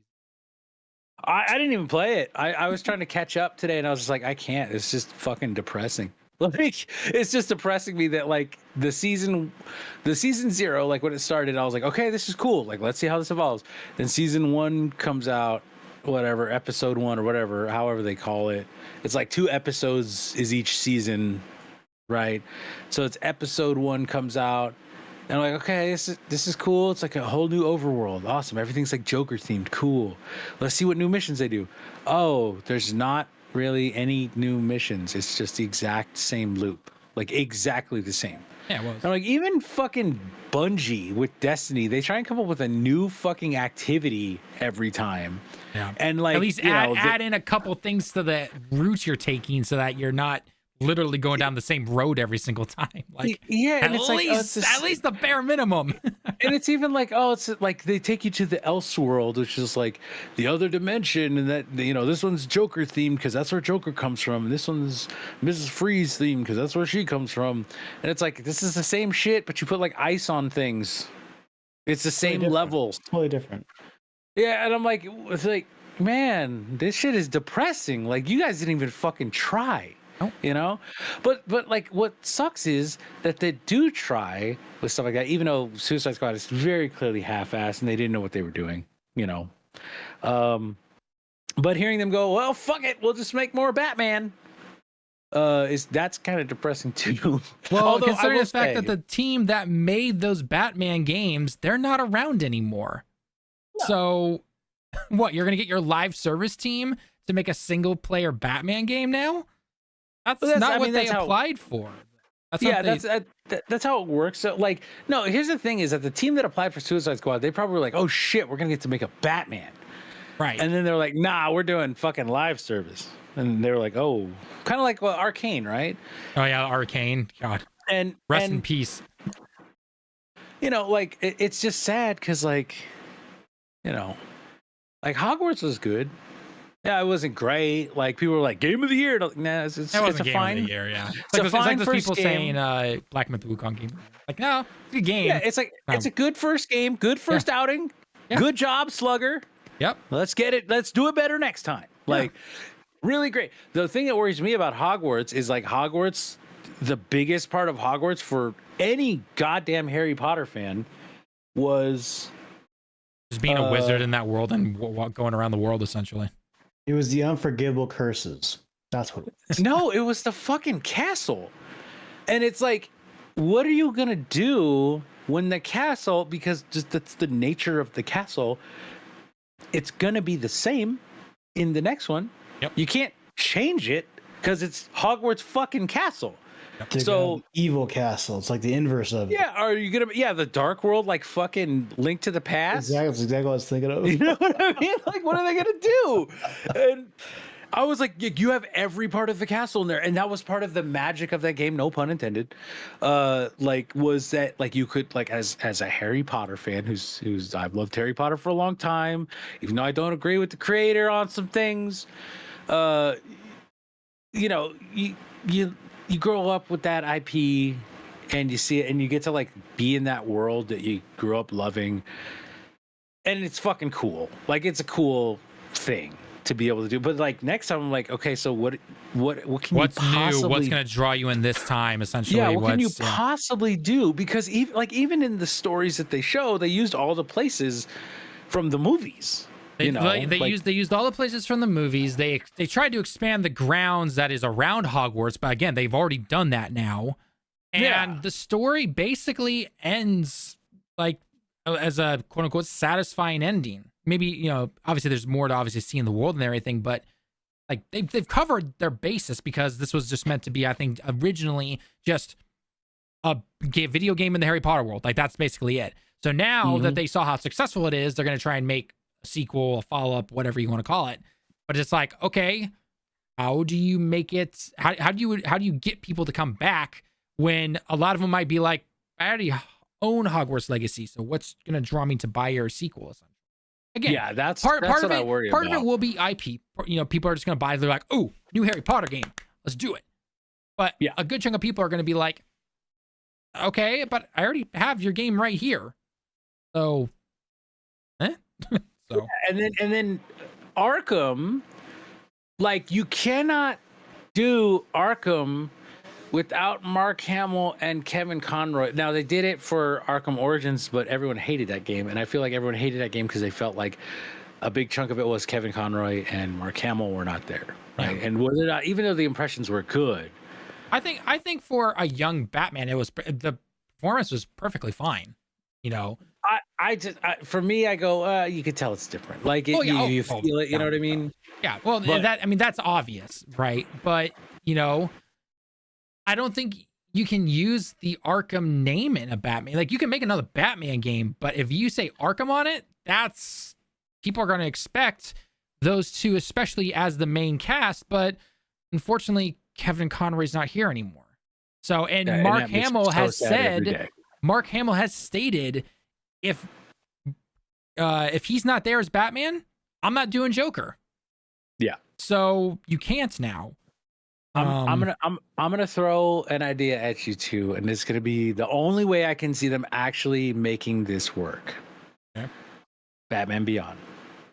I would personally love it. Sign me up. I love Batman Beyond when it was a TV show. Absolutely loved it. And at that point, you can get someone who is Kevin Conroy adjacent to be super old Bruce. Yeah. Because the voice will have changed with him being, like fucking 85 or whatever he is in Batman Beyond. He's old as shit. You could probably get the original actor from the Batman Beyond TV show to reprise his role. Oh, I mean, God, he's got to be 50. What was it? Will Friedle, right? I think so. But you could probably still do it. So he's 48, so I was close. Yeah, he could still do it. But regardless, though, I think in the end, these companies are, I don't know if getting humbled is the correct phrase I want to use. I feel like it's not, but they're learning, hopefully, slowly, very, very slowly, but surely. They are learning that all of their big grand ideas, not working out. And when you lose millions and millions of dollars, hopefully that speaks their language and everything. But then again, we've seen it doesn't always mean that. The real question I have is that, we're going to see them just stick with what's safe now. And how long is it going to be until we get tired of Arkham? We get tired of Hogwarts. We get tired of, Video games are an art. They are an art. And you cannot keep doing the same thing over and over again. Otherwise, people are just not going to buy it. They're going to leave. They're going to go somewhere else. Call of Duty says what? Assassin's Creed. Fortnite. Fortnite still has a crazy amount of people, and I don't know how they do it. It's still the same game. They keep buying the skins over and over again. But Fortnite has not been releasing new games. It's just simply been updating. It's still Fortnite. And the thing I can say about Fortnite is they do build entirely new areas. That's true. They do. Every chapter or whatever is full of completely new buildings. And they'll have the area where this is a point of interest. You can drop there, but it's going to be completely different layout. One time it was Marvel themed, and then it was Christmas themed at Christmas. They put a lot of work into making that game different as often as they possibly can. And Fortnite is just an anomaly. But even Call of Duty, you see people are like, yeah, Call of Duty. Oh, okay, we're over it. After a week, they're just over it, right? And it's going to be the same thing for like Assassin's Creed. You just see people like Mirage. Everyone's like, Assassin's Creed going back to its roots, cool. And they were like, oh yeah, Mirage did okay for us because we didn't spend a ton of money making it, but they didn't sell a ton of it. Obviously, I don't know anyone outside of, Direct buying it Direct who bought it. I don't know anyone who got Mirage except for Direct who got it. Old school Assassin's Creed fans are the ones who bought Mirage. Those are the ones who bought it. But then again, a good chunk of them waited until it was 50% off. That was the thing. Why would you ever buy a Ubisoft game for full price? That's already set that precedent. Yeah, it's unfortunate for them because I'll buy Star Wars Outlaws when it's $20. Yeah. That one we already knew was a flop. But regardless, though, I think in the end, the bottom line is that it's these companies are not going to learn for a while. They're going to see the millions of dollars get basically thrown into a furnace. Things are not going to change for still some time, though, unfortunately. They'll learn when they go bankrupt. Yeah, when they go bankrupt. Oh, by then they'll learn. By then they will learn. But until then, we'll have to wait and see. Yeah. Yep. Okay, Lemon, I know it's getting late for you. I just hit the end of recording on that. If you need to get going, by all means. But Bobby, if you can stick around at least for talking PS5 Pro, because I want to talk. I want to cover that. We may have another person to talk Pro. Is Lethal up? I'll see you guys later. All right. No, have a good night, Lemon. No, Chin said he might hop in. All right, we'll get him in here now. Let's go. I think he's showering. So he took a shower because he's got to wake up early. So he might be in for that discussion. Okay. I can see where he's at, but give me a second. Oh, go ahead.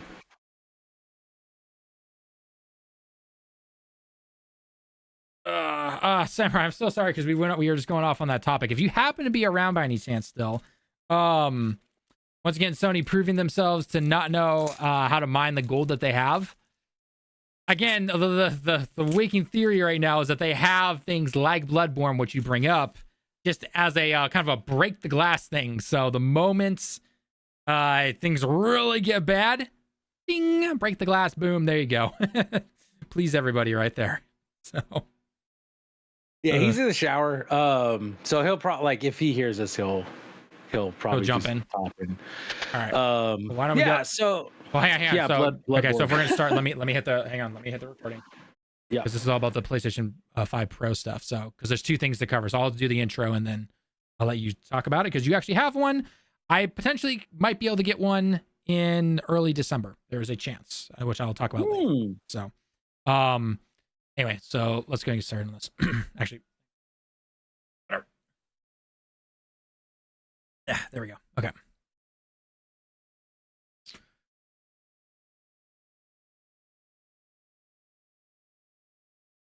Earlier on this week, the PlayStation 5 Pro officially released to the public, and tons of reviews have been out showing off the console itself, showing the games, showing the brand new PS5 Pro patches, or just the amount of power you're able to push at old PS4 games. And surprisingly, it's exactly what we thought it would be. It's a more powerful PS5 for those who want the best of the best gaming console experience.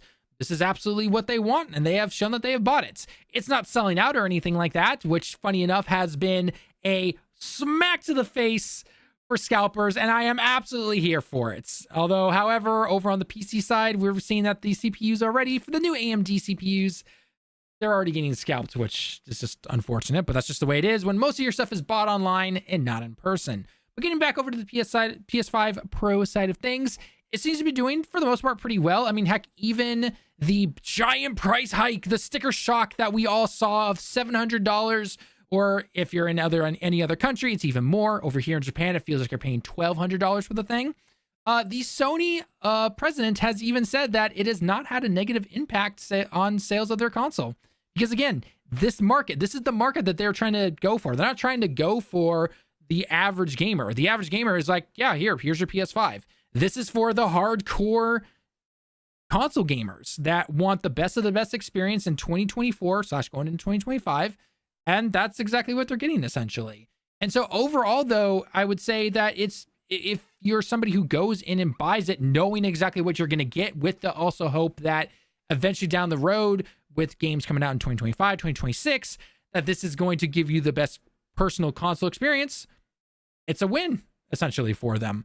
But I do love the fact that the scalpers are trying to resell this stuff at a loss. I'm absolutely laughing at that, and that's absolutely amazing. But we do have someone here right now who actually has a PS5 Pro. He's been playing a ton of the games, whether it's the absolutely amazing Final Fantasy VII Rebirth and its Pro patch, going back and playing some PS4 games. Bobby, what has been your official experience with the PlayStation 5 Pro? Do you think it's worth it? Is it worth it to people who are looking only for the best console experience? Is it worth it for those who have a PS5 or maybe are still in the PS4? Or would you recommend people selling their PS5, maybe selling a couple games and then only needing to pay $200 to $300 to buy it? Just give us the details, man. We want to know. Okay. I'm going to preface this as someone who's been like a PC gamer for like 16-ish years. PS5 Pro is the last step for a console owner who does not want to get a PC to get the best possible experience. And what I mean by that is, like, I have my PC, and my PC is going to outperform the PS5 Pro. However, my PC has like a $350 processor, a $600 or $650 graphics card, $150 power supply, 2 terabytes SSD, which are about $100 each, so that's $200, right? And then, I have some fans that I had to buy, the case, had to get a monitor, all this happy shit. And then, nice mouse, nice keyboard. So, like, if you're going to get a computer like mine, we talked about this earlier, right, Talon? Like, we talked about this weeks ago, yeah. Yeah, it's gonna be $1,400-$1,500. Like, and that's not minimum by the way. That's not with all the bells and whistles. And then like my monitor was like $400, my keyboard was like $150, my mouse is $150, right? And I know people go like, I can play with a Logitech wireless mouse and key. No, shut the fuck up. Like, that's not what those keyboards like those $10 about. keyboards that are so flimsy. The keyboard mouse, it's cool. No. It's like, okay, if you play like RTS games, yeah, fine. Like, or if you play with a controller, I guess. But the PS5 Pro has actually been fantastic. In talking from a console sense, right. It is absolutely a step above the PS5, like without question. I haven't even played what is arguably the two most visually impressive games on the thing. I will say Rebirth is incredible in terms of its upgrade. Like, it just night and day. The Instagram blur filter that people use to like make things seem angelic versus like, seeing someone in real life. Like, the new mode on Rebirth is so clear and it makes everything look so good. There's so much more detail and everything. I waited to play the game. Like, I stopped playing and I've picked it back up now, and I've been playing it every day for at least an hour, just because I'm like, this is great. I've been wanting to test out other games though, so I hop on other stuff. The only other game that I haven't tested that would be better would probably be Forbidden West in the Burning Shores area. Oh yeah, the DLC. Yeah, and I mean, Forbidden West on its own is already runs pretty well for the most part. So. Yeah, and like I part of me, I did find out, by the way, Talon, you gaslighted me, okay? Because Alan Wake 2 does come with a disc. I just went off what Lemon told me, okay? So he gaslighted me, who then gaslighted you. Are a liar. Liar. No. So, yeah, I looked out because I was like, it really doesn't come with a disc? That was upsetting. I was like, man, I wanted to buy that because, like, I wanted a physical Alan Wake 2. And then, like, I saw someone do an unboxing and he just had a disc. Now, it doesn't include all the stuff. Maybe that's where Lemon got confused. Does not include all of the stuff. You have to download the DLC. Okay. So that might be where Lemon got confused. But that all being said, the PS5 Pro has been great. I even played Arkham City because I thought about playing Arkham Knight, but I was like, I want to see like 60 FPS, right? Right. So I played the Return to Arkham City. Lord, it looks fantastic. Like, there's very clear upscaling. So that boost you get on PS4 games seems to really do its job well. Then it seems like. It does. It really like sharpens everything up. And I put a screenshot on my Twitter of it. It just looks so crisp. It's wild, right? And that's a game for, even the Return to Arkham was what, like 4 or 5 years ago. Right? Something like that, yeah. So it's a 1080 game. I've heard Stellar Blade is one of the better looking games as well. I think Digital Foundry said that. I still haven't played that, but if there's a Black Friday sale, I'll probably get it. There you go. And then, yeah, I've been checking out the enhanced games and they've been really cool. The enhanced games I've played so far are Spider-Man 2, which looks awesome. It already looked awesome, to be fair, though. Yeah, it did, but it's like getting to play full ray tracing and having it still be like 55 to 60 FPS is nuts, Talon. Like, I bet. Yeah, I bet it is. It's so good looking. And then Ragnarok, I played that and I was like, oh, like it just looks so good. Rebirth, like I said, Rebirth is night and day. It's like you wipe the Vaseline off the screen for Rebirth. Because like me, I'm a big like performance mode. Like I need 60 FPS, like 30 FPS. My eyes don't like it anymore. Yep. Like I haven't. We could handle it back when we were in elementary and junior high. Because that's all things could barely hit. Or even though technically there were some older games back then that could hit 60 FPS, our screens could not. So no, I mean like CRTs could, because a lot of old Super Nintendo games and stuff and like Genesis games are 60 FPS. But once you start to get into 3D, right? Think about like Mario. That's Mario going from the 2D to the 3D thing though. That's just like, yeah, that's where the FPS started getting cut. Like if you look at Ocarina of Time, and that famously run at like 15 FPS or something like that. No, it was like 20. Like that. Yeah, it was built around 20 FPS. Yeah. because that was like the closest they could get it to being cinematic at 24 FPS.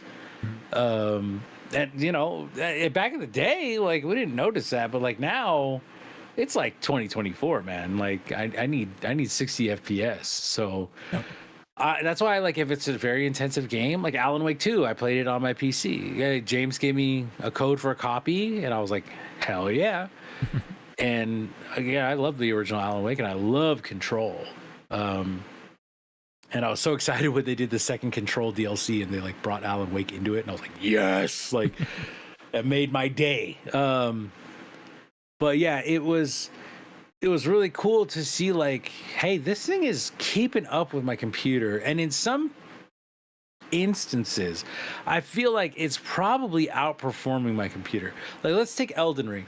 Now, it doesn't have a PS5 Pro patch, but it does have that raw power you can push at it through the...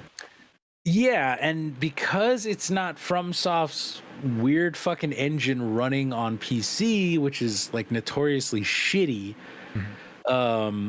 you know, like I was playing Elden Ring on PC for a while, and it's just so bad because it's been 2.5 years and that shit still stutters like a motherfucker. I was saying they still haven't fixed it. Yeah, you're just like, you're in the middle of a fight and it just like stutters, like noticeable, like the whole thing like freezes for like a half of a second and then just like unfreezes and you're like, oh, what the fuck. But you play it now on PS5 Pro, you could put it on quality mode, and it's like 60 FPS. You know, it goes down into like 50, like in really intensive stuff, it goes like 56 or something. It's still better than what it was beforehand. Yeah, and it's high enough that the VRR takes care of it. Like if you have a VRR TV, so you don't have to like really like have an issue if you have the TV. That would be one thing I would say. If you do not have a like 4K 120 VRR TV, either like an OLED or a QLED or whatever, do not buy a Pro because you're not going to get the stuff out of it that you should. Like, so what if you're somebody who has like a 4K OLED TV that, because usually those by default hit 60 FPS. Would you recommend it for them? If you do and you want, like, if you have VRR, yeah. Well, no, I mean, I guess even with the brute force, you're still getting better FPS. Like, the reason I say like a 4K 120 VRR is because like VRR, you don't realize it until you really use it, like how much work it does to make your games look better. Like I didn't use VRR on my monitor. Like I somehow just slipped in my mind to turn VRR on my monitor for the longest time, and I turned it on like a month ago, and it just like night and day. And I was like, oh, I kept wondering, like, I love this monitor. The fact that it's like an ultra wide, like 40-inch monitor rules. But I kept thinking, like, something feels off. Like, it feels like it's laggy or something. And then I was like, wait, I never turned on the VRR. Like, I never turned on the G-Sync. And so I turned it on. I was like, this is what was fucking me up. Like, it's just like everything is super smooth now. I played the Alan Wake 2 DLC with that. I was like, I gotta replay this whole game now because like this changed the experience. Again, night and day, right? VRR is that important. The thing that Sony needs to do, I've heard they're working on it. There's rumors. I think they said in an interview or something, like it's something that's like on their to-do list, is they're trying to expand the range of VRR down to like 30 or something, so that even if a game swings under like into like the low 40s, it'll still adjust, right? Because their VRR range is like 48 to 120 or something. I think so, yeah. So like if you go under 48, which is why like Elden Ring you played on PS5 still look fucked up, right? Because there was a it would just go out of the VRR range with the base PS5, right? And that's why like a lot of people said Xbox was the better place, because Series X, that is one of those things that Series X has had over PS5 the entire generation, is their VRR thing is like hardware based or something, and so it goes like as low as it needs to. Yeah. Which is good, right? Obviously if you get into like 20, it's just not going to be able to like fucking do anything about that. But if or like 20 from where it's supposed to be 60, right? But if like you're playing 60 and then it gets to like 41, it'll still cover it, or 37, it'll still cover it, right? At least a lot better than the PlayStation will, where it goes out of that range and you just see like the framey mess. So yeah, with the Pro, one of the coolest things is that PS4 game boost. I want to kind of go back to some of my old PS4 games and just see how they do. Yeah, like because like Arkham, I was super impressed. I haven't tried out too many of the other ones. I have a bunch on my SSD that I keep plugged in, so I could just like kind of go through and see those. But if you are someone who is looking for that experience that is close to a PC, but you don't want to deal with the PC bullshit, because like I love PC, I've been on PC forever, but there's a lot of bullshit. There'll be games that come out and you gotta like, oh, I need a patch, oh, I need a driver update, like you gotta turn this setting off, otherwise the whole port is the whole port is after. Or even there's even things where you've got to put like, you need mods to help you just get decent performance sometimes, depending on the game. Starfield. And a lot of people are scared and don't want to go messing with the, the folders and the files and everything when it comes to certain things like that. So yeah, and like PC has tons of freedom, right? You can do mods, you can do emulation, you can do all sorts of stuff, and that's like really cool. But it comes with a myriad of issues that you have to learn to deal with. Yeah, you have to learn. Yeah, if you want the best plug and play experience, the Pro is where it's at. Like, and for me, like I said, I got it because like I pay all this money for a PC, so I can look at those little extra like sparkles and embers and stuff like from a fire. You know what I mean? Would you recommend it then if somebody, let's say somebody has a PS5 and they're willing to then sell said PS5, maybe sell a couple games, and then that way you only pay $200 to $300 at most? Talon is asking if he should buy his PS5 Well, and Pro there you go, because so here's the thing. So as you guys know, when it comes to the yen here, it is atrocious. So to buy a Pro here in Japan, it's like paying $1,200. It's not paying $800. Yeah. It's like paying $1,200. Okay. However, I went, luckily, because I do live in Tokyo, there are a lot of those kind of like trade-in shops, and it's not just simply games. Like it's everything from books to clothes to even, there's a huge floors dedicated to Pokemon and Yu-Gi-Oh cards, or like those Dragon Ball superhero cards and everything, which by the way, a lot of those cards, they'll run for like thousands and thousands of dollars. But anyway, regardless, so I went and I checked this place out, and they said that they would take my PS5. I'm just gonna be using dollars because it's much easier. They would take my PS5 for around $500 to $550. And then I also have some games that I don't particularly want anymore, whether it's on PS4, PS5, or Switch. Funny enough, for Switch, I can sell a Pokemon Scarlet for $50 still. So nice. Yeah. So anyway, so going through some of my games and everything, I think I can get it down to like, I could get almost $700, $800. And then all I'm paying is around $300 to $400 for the Pro. So in a position like that, or for just anyone watching, whether you have games you want to sell, or you kind of like the aspect of the Pro, but it's like, okay, should I just get rid of my PS5, sell it, and then get the Pro? What are your thoughts, Bobby? Do you think that's worth it or not? Yeah, if you're someone who wants the best experience, you have a PS5 and you have some games that you want to trade in to get some of that credit for them. Mm-hmm. Yes. Because not only do we have to think like one of the biggest things is like, you see tons of people, and this even goes to like IGN and like the other big outlets going like, oh, well, like all you're doing is paying to play old games better. And it's like, well, yeah, right now. But you're not thinking like, what happens if in like February or March, like Indiana Jones is PS5 Pro enhanced?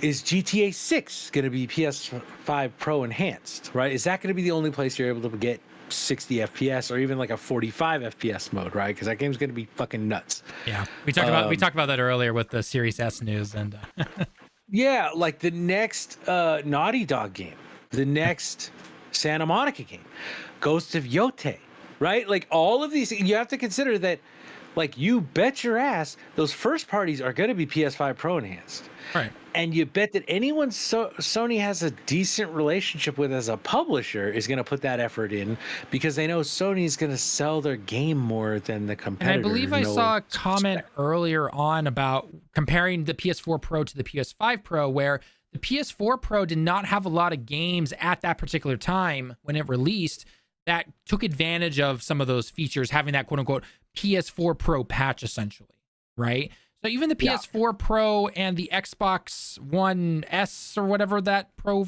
console was called at that time, like a lot of those games, it was kind of the same thing where it's like you bought it because you wanted it to go to 4K and to have those extra pretty features, but it wasn't at that particular moment when they both released, there wasn't any big new game that was all of a sudden making this huge leap to make it look like a PC or something like that at the time. It was just simply, it's a more powerful console. I think the reason that people didn't, bash on it as much, I guess I would say, is because of the price at that time, right? The PS4 went down in price and the Pro took its initial price of like $300 at that time. But now Sony's like, we're not making a loss on our consoles anymore. They've kept the PS5 at the same base price the entire time and raised it in some countries. And the Pro has gone up now. Yep. So, I mean, that's what we've also been saying. Expect next generation to have a price increase. I'm expecting $600-$700 for the base consoles. The biggest thing about this is just like people don't understand that is all of tech right now. Oh yeah, it is. Yeah. Like, here's the thing, like look at GPUs right now. Just look at GPUs. I'm gonna try and be like as nice about what I'm about to say as I can be. But there's a lot of people who are just dumb and think like, oh well, everything needs to go down in price. And it's like that's not how anything has worked in the past like 3-4 years. Yeah. It's just not. Like since the pandemic happened, we have not seen that happen. And it's the entire world went through its inflation stage, and a lot of countries are still dealing with that right now. So. Yeah, almost every country is still dealing with inflation still. And some are worse than others, right? Like you said, your money is not worth as much. Oh, that's terrible right now for me. It is terrible for me right now. And I mean, we got it bad here, and we're one of the ones who are doing the best with it. Regardless of what people like to say, the U.S. is actually one of the ones doing the best with it right now. You guys got it back down to around 2%, didn't you? Yeah. Yeah. I mean, it obviously went up super high, but now it's down about 2% again, which is like, okay, this is normal. Newsflash, though, the rest of the world went up as well. I mean, geez, they went pretty high here in Japan. I saw places in Europe that, everywhere basically went up. Like, so. And that's one of those things that, like, people don't consider. It's like the inflation has been crazy the last 4 years. Tech in general is it's getting more expensive because they're just cramming so much into it. Like tech is so much more performant now than it was. Not to mention tech is also used in more things now than it was, 10, 15 years ago. Well, yeah, but I mean, even then, right? Think about 5 years ago. We had our smartphones, we had our consoles. They're all attached to the fucking internet, right? We all have computers. We have a laptop. You got iPads. Like all this stuff has been around. The last 5 years, that's been pretty similar. But the thing about it is that the cost of making it is not going down like it used to. That's going up, right? And it's going up. And so, like the fact that we're paying the same price for our phones and for our things, or we're paying more, but it's not like doubled like the cost might have, Now, from what we know, the Slim is costing Sony less. They've cut back like a bunch of stuff, right? Just little things so that it adds up when they make, 5 million consoles. Like that starts to add up. You save like 20 cents per console, you're saving $1 million over those 5 million. Like units, and you're still able to charge the same price, so you're starting to increase your profit margin again from where you lost it, especially early on in 2021 with those silicon shortages and having to pay that much. But yeah, it's like late 2021 or early 2022. They said, "Oh, hey, we're finally profitable with these." Yeah. But they're like, you don't want to cut into that profit too much because it hasn't gone down that much. Every company doesn't want to cut into their profit. That's why we're seeing higher prices and everything. And again, not to mention just the fact, I think another part of it also, this is not just in games, we've seen this in phones and everything as well, is that the jump between your devices, be that from PS4 to PS5 or even like iPhone to iPhone, which even then that was always a lot smaller and everything. but the jumps between things, heck, we even saw it within CPUs, like all these big CPUs that are releasing soon or have released now and everything. The jump between different generations or different years, they're not as big as we saw back in the quote unquote old days. Right. Yeah. And so there's diminishing returns. There's diminishing returns. And so I think people need to understand that, like, look, if you want to buy the new thing every year, that's fine. That's your choice to do. But the return that you're going to get on that, it's not as big of a jump as it used to be. And that can be a range of different reasons. But I think one of the big ones is just simply the fact that things are, you seeing those big jumps and everything. We've hit the ceiling essentially with a lot of some of this stuff, be it how graphics look or how something performs and everything, because you have to be able to get some, like a piece of tech, in terms of the silicon, potentially thinner and thinner and thinner. You can only go so thin at some points, right? And so understanding a lot of that stuff, I think people need to be able to understand and be like, things are not the way they used to be, essentially.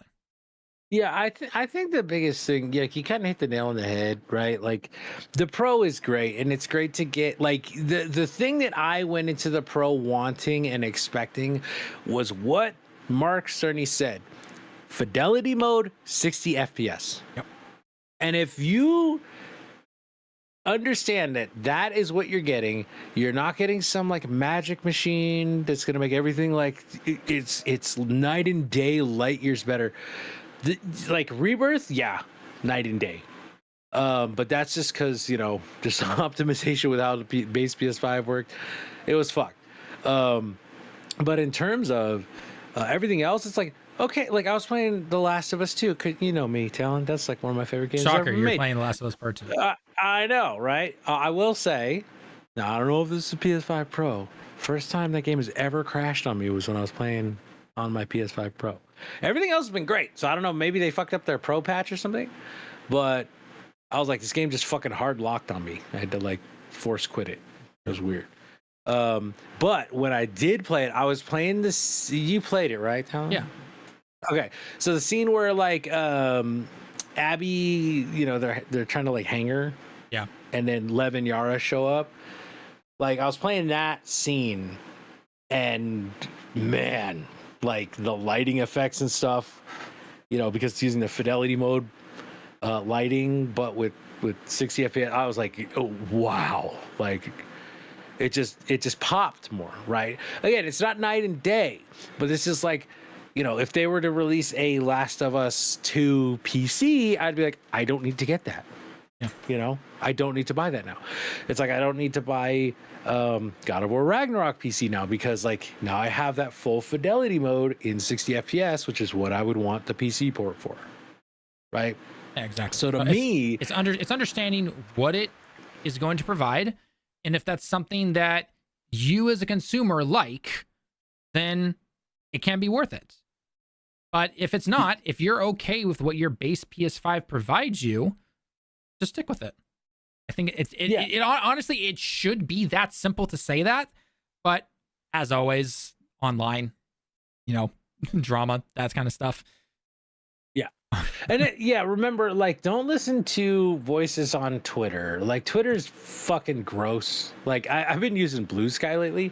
Yeah. Talon, use Blue Sky more. It's good for your sanity. It is. I know you have it. It's like so refreshing to see a bunch of people going like, we like games. And like, don't be a dick if you're coming over here, or people that know at least how to have a general conversation, Yeah. Like, and I never mind having a like, cause I'll talk to people, like I'll talk my shit. You know me, I talk my shit. And when someone fucks up, like you fucked up. Like like Sony fucked up with Concord. Yep. People didn't like, I liked it. People clearly didn't like it. And so that shit bombed harder than just about anything that's ever been released. Maybe except for, what was it, Miss Pac-Man and E.T. Back in the 80s? Yeah, and those are like two universal level fucking flops. Yeah. Like I forget what, I think it was Miss Pac-Man that ended up costing, in that time it was like $140 million like of damage. Now, and that's like just 1982. for inflation, and just not for inflation now. That's That's Concord. Concord's 400 million, which Concord did not cost 400 million, but that's like about Concord's like 400 million that's being claimed, you know. So I mean, regardless, you're going between 200 million and 400 million. Just yeah, like, and pennies for them essentially. But and like if we're discussing, you know, fuck ups, like I'm gonna say, because people have been like, oh, this is just so stupid, I don't know what to do. You said it earlier. This is for the enthusiast. Just like the PS4 Pro was, just like the Xbox, what was it, One X, right? yes, Just like that was.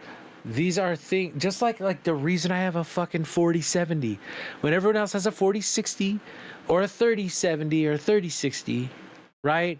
I have a 4070 because I wanted to power it ultra wide, 1440, and I wanted it to be able to do ray tracing and frame gen and all the new cool stuff, right? And get those extra little features. Like if you're someone who is like that, because I had a friend who was asking me the same question. He's like, is it worth it? And I said, yeah, if you want to trade like your PS5 and you want to, because he's a PC guy, he's a guy who taught me how to build my first PC, right? And if I ever have PC questions that I can't figure out, he's the first guy I ask. He was like, yeah, is it worth it, man? Like, and I was like, I'm going to be real with you. I am loving it. It gives me something much closer to my PC in terms of frame rates and quality. But with the easy and accessibility use of a console. Yes, and that's the biggest thing. If you're someone who's like, you've heard of PC, you've heard, oh, it's so great, like you're not going to get a $700 PC that performs like the PS5 Pro. You're not. It's already been proven. We've proven that already. Yeah, it's. I'm just gonna keep it real with you. Like you're not gonna get a $700. Now you can build a $700 PC that'll do okay, and you can do more with it. You can do emulation. You can do work. You know, if you like. Yeah. But if you're someone who's just like gaming's your main hobby, you just want to chill and you want the best possible experience, like the Pro is the thing for you. Now, if you're okay with the base PS5, keep your base PS5. If you want something that looks nicer, get a Pro. Trade your fucking PS5 in. And like, you know, it's if you are someone who wants that, and you, especially if you've got a PS5 to trade in already, I'd say go for it. Like, which is what I'm going to be doing. But again, I'm like you though, where I want that 60 FPS on for my console, because I've built a decently good sized library, both digital and physical, with my PS5, for console. with my PS5 and my PS4.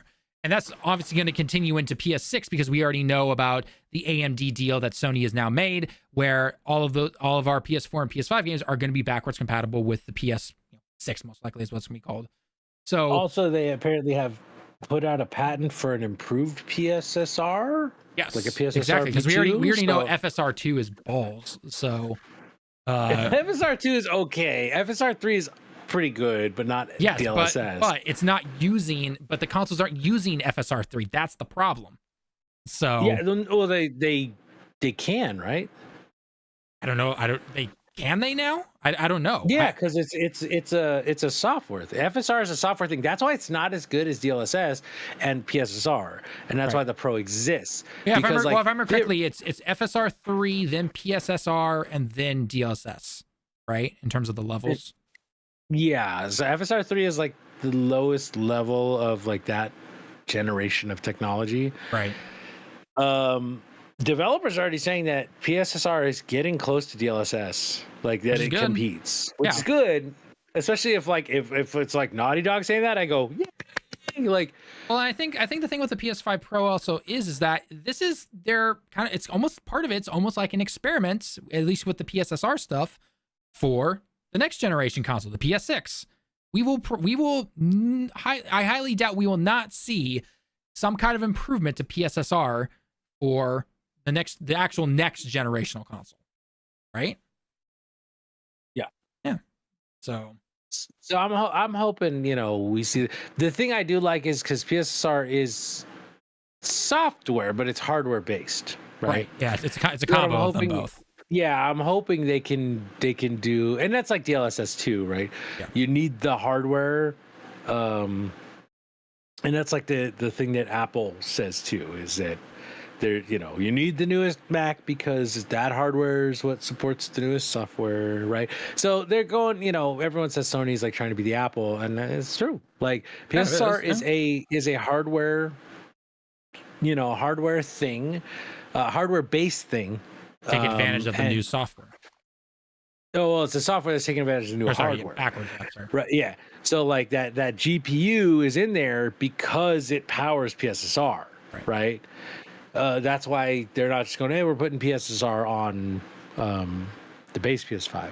But FSR 3 is fully software, so that's the solution if you are a PS5 owner, because that's actually what they did to Immortals of Avium and Forspoken, I believe. Those got FSR 3 patches on PS5. And so they can run really solid frame rates and stuff with decent graphical fidelity. Right. Obviously not as good as PSSR, not as good as DLSS, but good enough that like it's an improvement over what they originally had. And I will say this to kind of end, to kind of wrap everything up here as well, is that look, if the PS5 Pro, obviously the PS5 Pro is not for everybody. As we've already stated multiple times, if you're okay with your base PS5 and all that stuff. But I would recommend one thing right now, especially if you're not somebody who can just blow thousands of dollars at the press of a button, essentially. Start saving now for the next generation. Be that the Switch 2/Switch Pro, the PS6, the Xbox. I don't even know what the Xbox is going to be called because their naming scheme is whatever. Save now. Do not expect the next consoles to be $300. Don't. No, fuck do not. No, not a chance. Switch at the minimum. Switch at minimum is going to be $400 to $500. I would say. I think that's what the Switch will be. PS6 is minimum and Xbox is minimum 600. Oh, I'm going to say 700.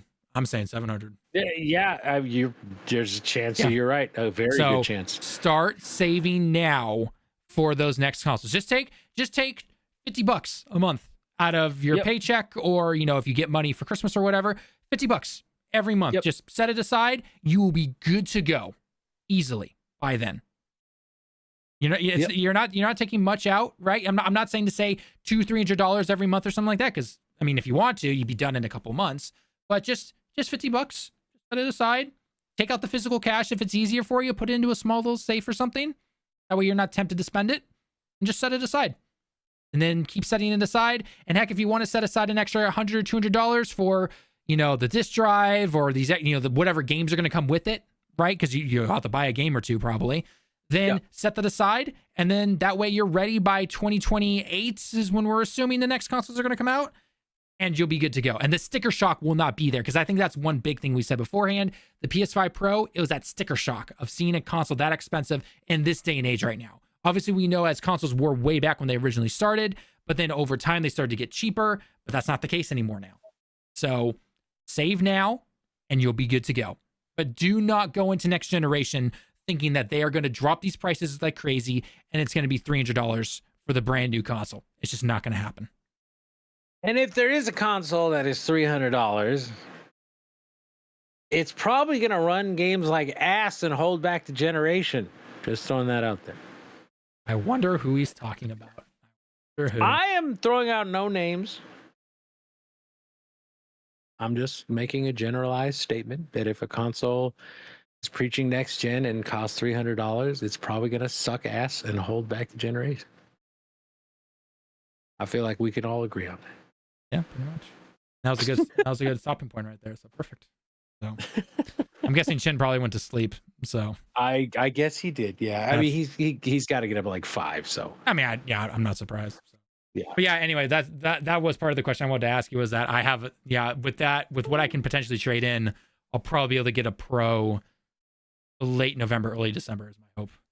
So. Yeah, I would say if you can trade all that in, get a good amount towards it. Yeah, it's worth the upgrade if if you just really enjoy having a PlayStation. And like you said, you have a big library. I would like to be able, because I have, because every now and then I do flip on the fidelity mode of some games, and I'm like, that looks really good, but F that 30 FPS, just F that shit. Just F that shit.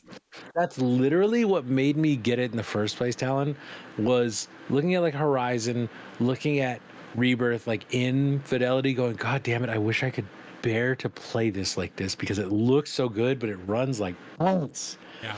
And then they're like, oh, it's going to do 60 FPS for like fidelity mode. And I was like, all right, you got me. Like, yeah. Bobby throwing shade. Yeah, he always does, Flock. What do you expect? Yeah, I throw shade. I don't game enough anymore to get one. And again, yeah, for you, Flock, yeah, then it's not worth it to get one. So just save your money for the PS6, and plus you have a PC. Last I checked, so like Flock has a PC. I thought he does, doesn't he? I thought he just did PS5. I was gonna say for anyone who would want the upgrade, it would be Flock. Just trade your fucking PS5 in and get a Pro. That's true too. Although because, I guess maybe it's the screen he's playing on. I don't know what screen you're playing on, Flock. Do you play on a monitor? Do you play on a big HD? Yeah, I think he plays on a big TV. He's mentioned he plays. PC. Okay, he says his PC is a potato with a battery. Okay, so now okay. Yeah. So I don't know. I was like, maybe he doesn't game on PC. But if you don't, I mean, I guess if you don't game as much as you say, then I guess that depends on how often you game. So I mean, for me, I don't game nearly as much as I used to because I started the new job that we're not. Let's say we have we all have full-time jobs. We have a life. Yeah, but when I turn on the Pro, like I'm like, God damn, this is nice. That's how I look at it. Yep. That's for me. And again, it's not a thing for you. Where is Flock? Is he on Twitch or is he on like mobile? He's on the short stream right now. The mobile stream. I mean, I'm gaming like 5 hours a week at the moment. Oh yeah, no, I mean, the most I probably game per week right now, I'd say 5, maybe 7 hours at most. Yeah, I get like 10-ish, maybe. And there are definitely a couple days I can play a little bit more, but there are other days where I get like maybe 30 minutes to an hour, and I'm just like, I can't. Yeah. I have to go to bed. I got to wake up for work. The other day I turned on Rebirth, and I'm so jealous of you on the play because I'm trying my damn hardest right now because I do want to do a replay of Rebirth before the year ends, but hopefully if I can. But I'm like, if you get a Pro, that's the time. Because, dude, I saw it played at TGS, and I'm just like, but I couldn't actually sit down and play it just because of how long the line was and everything. I was just like, God damn, that looks so effing good. Yeah, it looks incredible. Like it really for performance mode, it's just so nice to have like just have things look good, you know. And it's the same thing like playing God of War in the new Pro mode. It's like, oh, it looks like the crazy textures and art of Fidelity, but it just runs so smooth. See, I just lose interest really fast playing alone at the moment, and people aren't playing the same multiplayer games. Yeah, I mean that's fair, Flock. Like, you know, we gotta run some of that dungeon again on Destiny, man. I don't even have Destiny installed right now, so have fun. Some GMs. That's on my PC, which I still play Destiny on PC, but like, yeah, I get that, man. For me, like, it's one of those. It's like when I get a new guitar, right? Like I'll play my guitar, and then I get to like I play it because I gotta play it. But like when I get a new one, I'm like I play twice as much. You know what I mean? Yeah. No, I get that. I definitely do. So, plus I just have other games that I want to play right now, whether they're new or older games. Is fucking 8K on the Pro. Oh. Flock, come on, man. You know, actually, funny enough, what I've been enjoying a lot is the free update for Darksiders 2. Old game, love it though. Love Darksiders 2. Absolutely love it. I should check that out on. Oh, definitely check it out on the Pro because you have it on PS4, I assume, right? I don't. I have it on PC, but like I could buy it on like now that I have money like a human. Yeah. I looked at my bank account today and I was like, I have money. And it's weird. Like, and I get paid this week, and I'm like, I have hundreds of dollars. Like, this is weird. Like, I don't know. No, nobody knows the difference between 4K and 8K. Nobody does. Yeah, it's 4K and 8. That's why nobody buys 8K TVs because they're like, I don't fucking see a difference. Plus, they're super expensive still. So. Well, that's why they're super expensive, is because no one has bought them, because that's what incentivizes the lowering in production price, is when a bunch of people start buying them. Basic they go, oh, now that we've made some money, we can make them cheaper. And then other companies that will make them cheaper come in and go, oh, we can make these cheaper, like, you know, Vizio and shit, TCL. They start doing it. But because no one buys 8K, it's just like why you never saw like a Vizio 3D TV, right? Because nobody fucking bought 3D TVs. So Vizio was like, oh, we're not going to fucking invest in that. Fuck that. Because we wouldn't be able to make it.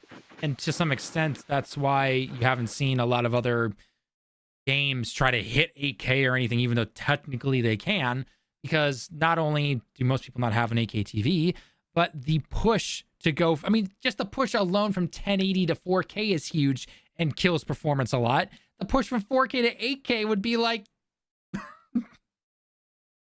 yeah. So. Well, yeah, it's like the games that are 8K, like No Man's Sky is, but it's 30 FPS. Yep. Like, oh yeah, see, Flock, you know what you could do with a Pro? Play Baldur's Gate 3 in native 4K 60 FPS. Apparently, that's what they said. Yeah, well, it got a Pro patch, didn't it? Baldur's Gate 3, it got a Pro patch. So I've thought about getting that because, like, I have it on PC, but the only thing with it is like that is such a fucking PC game. Oh, like, I played it on my I played it on my Steam Deck, and I'm like, ugh. The only thing I need is a mod where I can move with the arrow keys or with the WASD. Give me that shit, and then I'll put like 4,000 hours in that game. That's the only thing that keeps me from playing that game more. Is like I've played it for like 30 hours or something. Like I love it and I want to play more, but like I hate the fucking click to move. Like it's a point and click adventure. Yeah, well, it's the same with like Diablo and those other type of games. Yeah, PS Portal, since you're out traveling a lot now, realistically, Flock, if you can get a refurbished Steam Deck and get a thing, you can run Chiaki and do the same thing. Plus, you'd have emulators. Plus, you'd have Steam games. Just throwing that out there. It'd be native to your Steam Deck instead of having to rely on Wi-Fi and everything, depending on where you go. So. No, Flock, I'm aware. Like, I actually really love Baldur's Gate, but I hate the movement, and I just haven't. Like, I've been a lazy asshole and not looked if there's a WASD mod. I bet you I could look right now.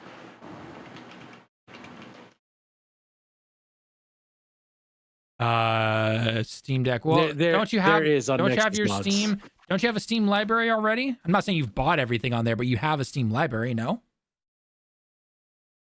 Because if you do have a Steam library, that stuff carries over.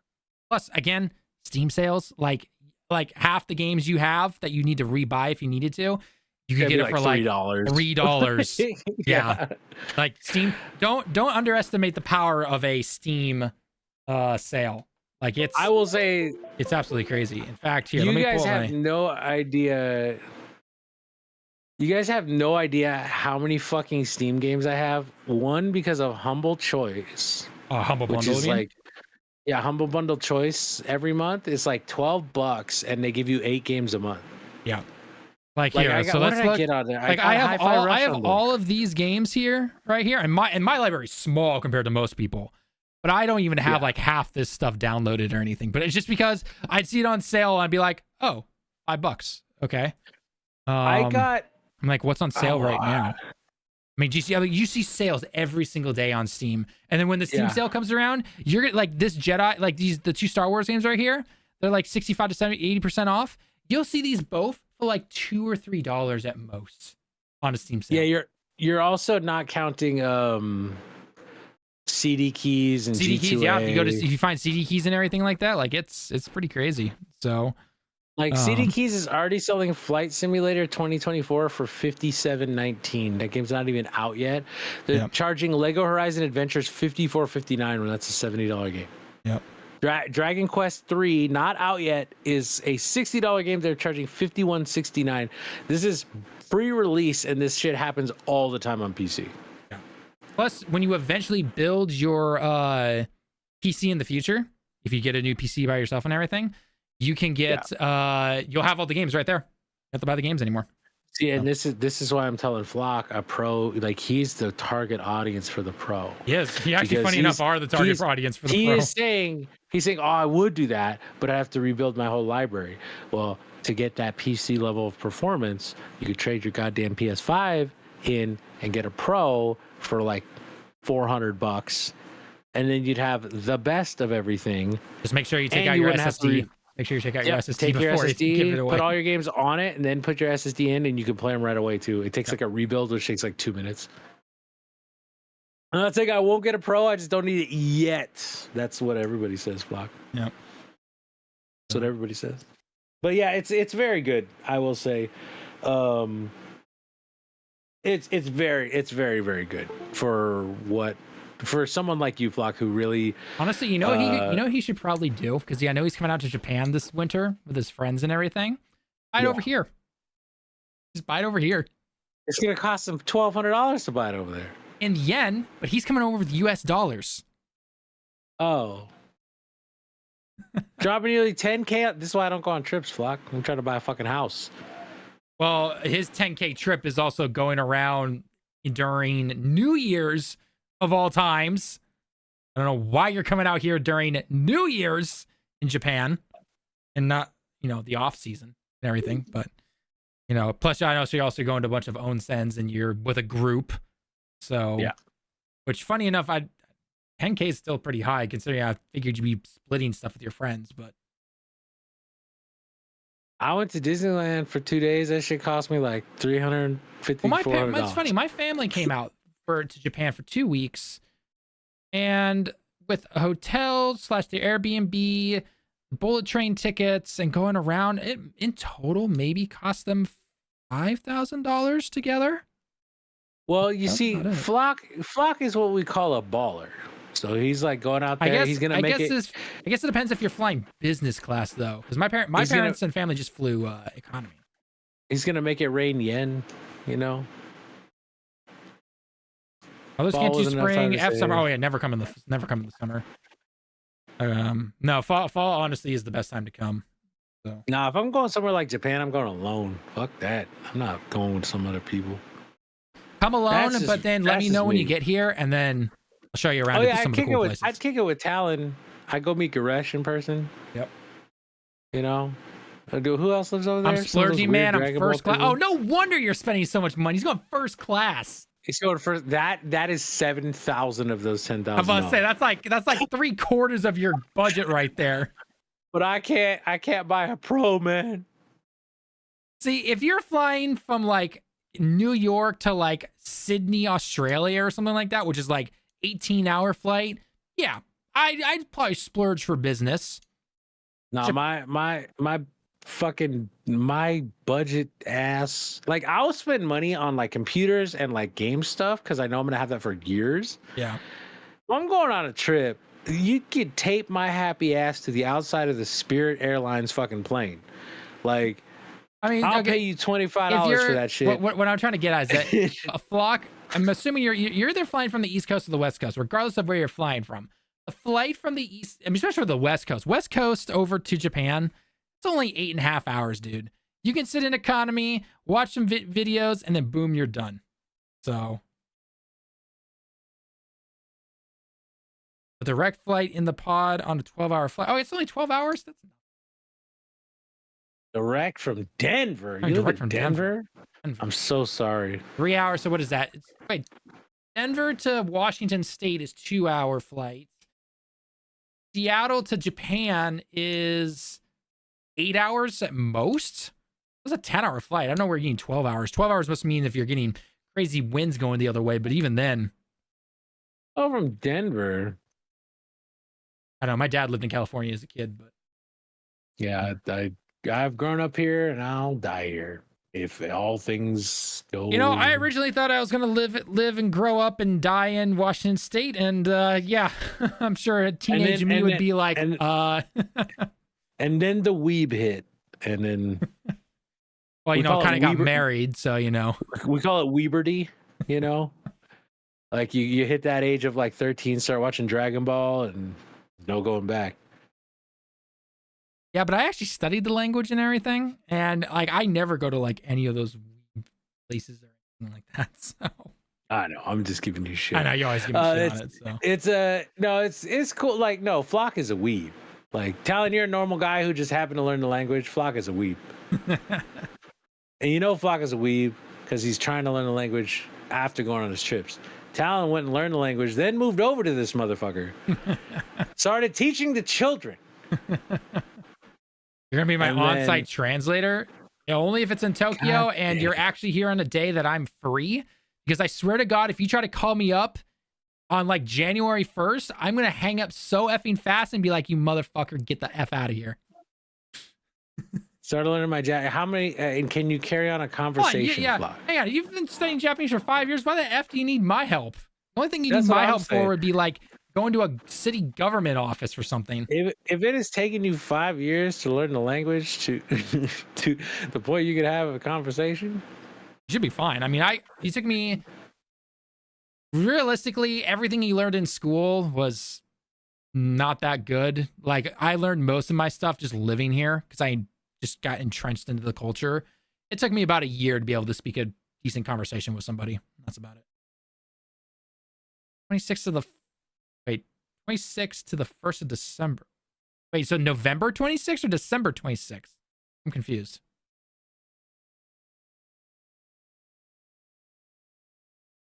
Yeah, you had to restart because of COVID. Yeah. Wait, is that November 26th to December 1st or December 26th to January 1st?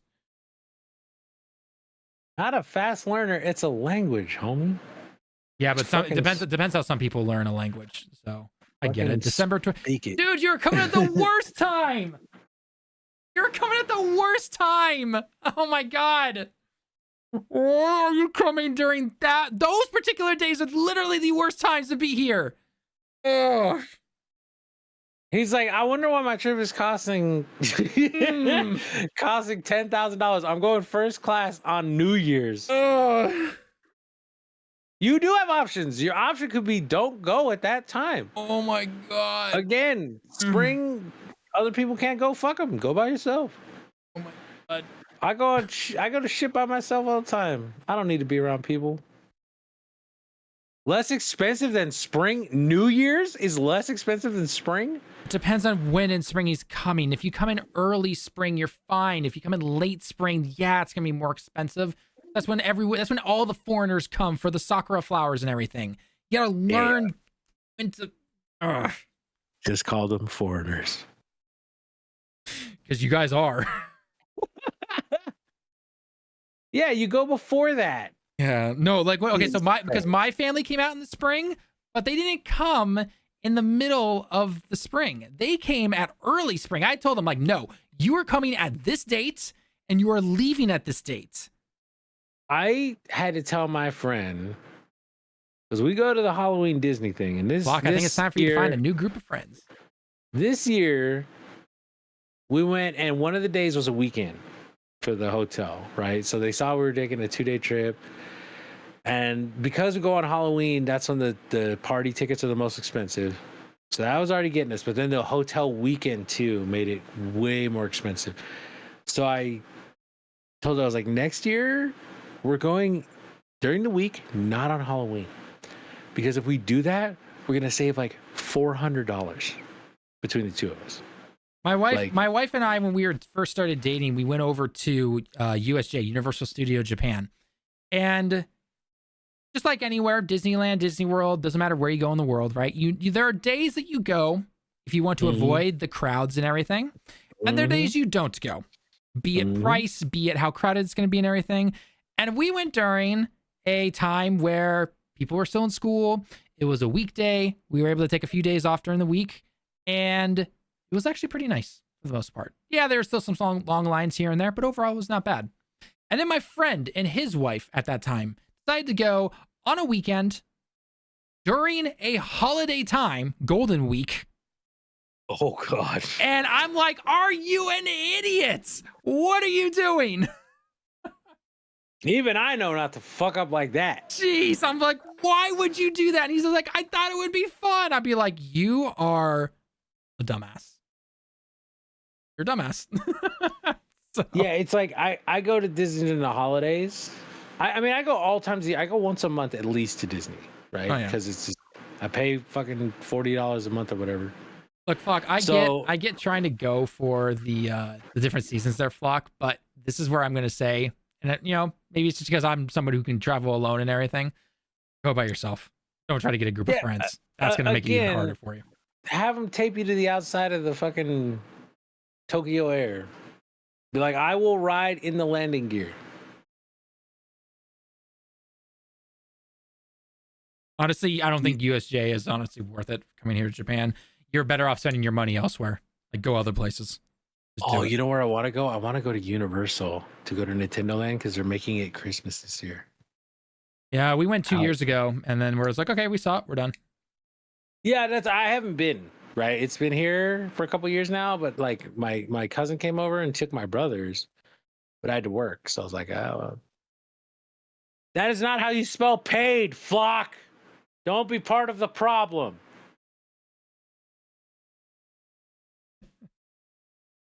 God damn it. I don't know why people started spelling paid P-A-Y-E-D. That's one of those things that just drives me nuts. Not a fucking word. Yeah, P-A-I-D. Like, what? Is that, I mean, I'll even admit I mess up on spelling sometimes, but at least it's some of your past tense is correct. It's a... Gotta pay Bobby a visit for yelling at you. You can, get your happy mile high ass down here.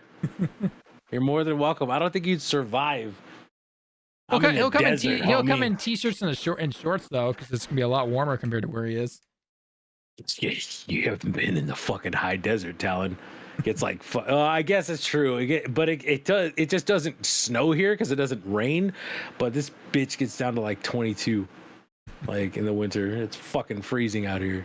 Damn. Like right now, it's like 42 or something. And this is just the cooling off. It's not even... That's because, I mean, obviously, just if you, again, remember anything from school, the desert, will get very cool in the nighttime. Yeah. Mm-hmm. So, all right. I hate to cut it just abruptly here, but I do need to finish the stream, guys, because we've been live for... So, I'm going to stop it here. Thanks for everyone that stopped by. A lot of fun with the discussions and everything. Catch us live next week. We'll be on, obviously, again. And make sure you check out our videos. See the channel, subscribe if you happen to be new. Until next time, everyone, we'll see you all in the next one. Johnny.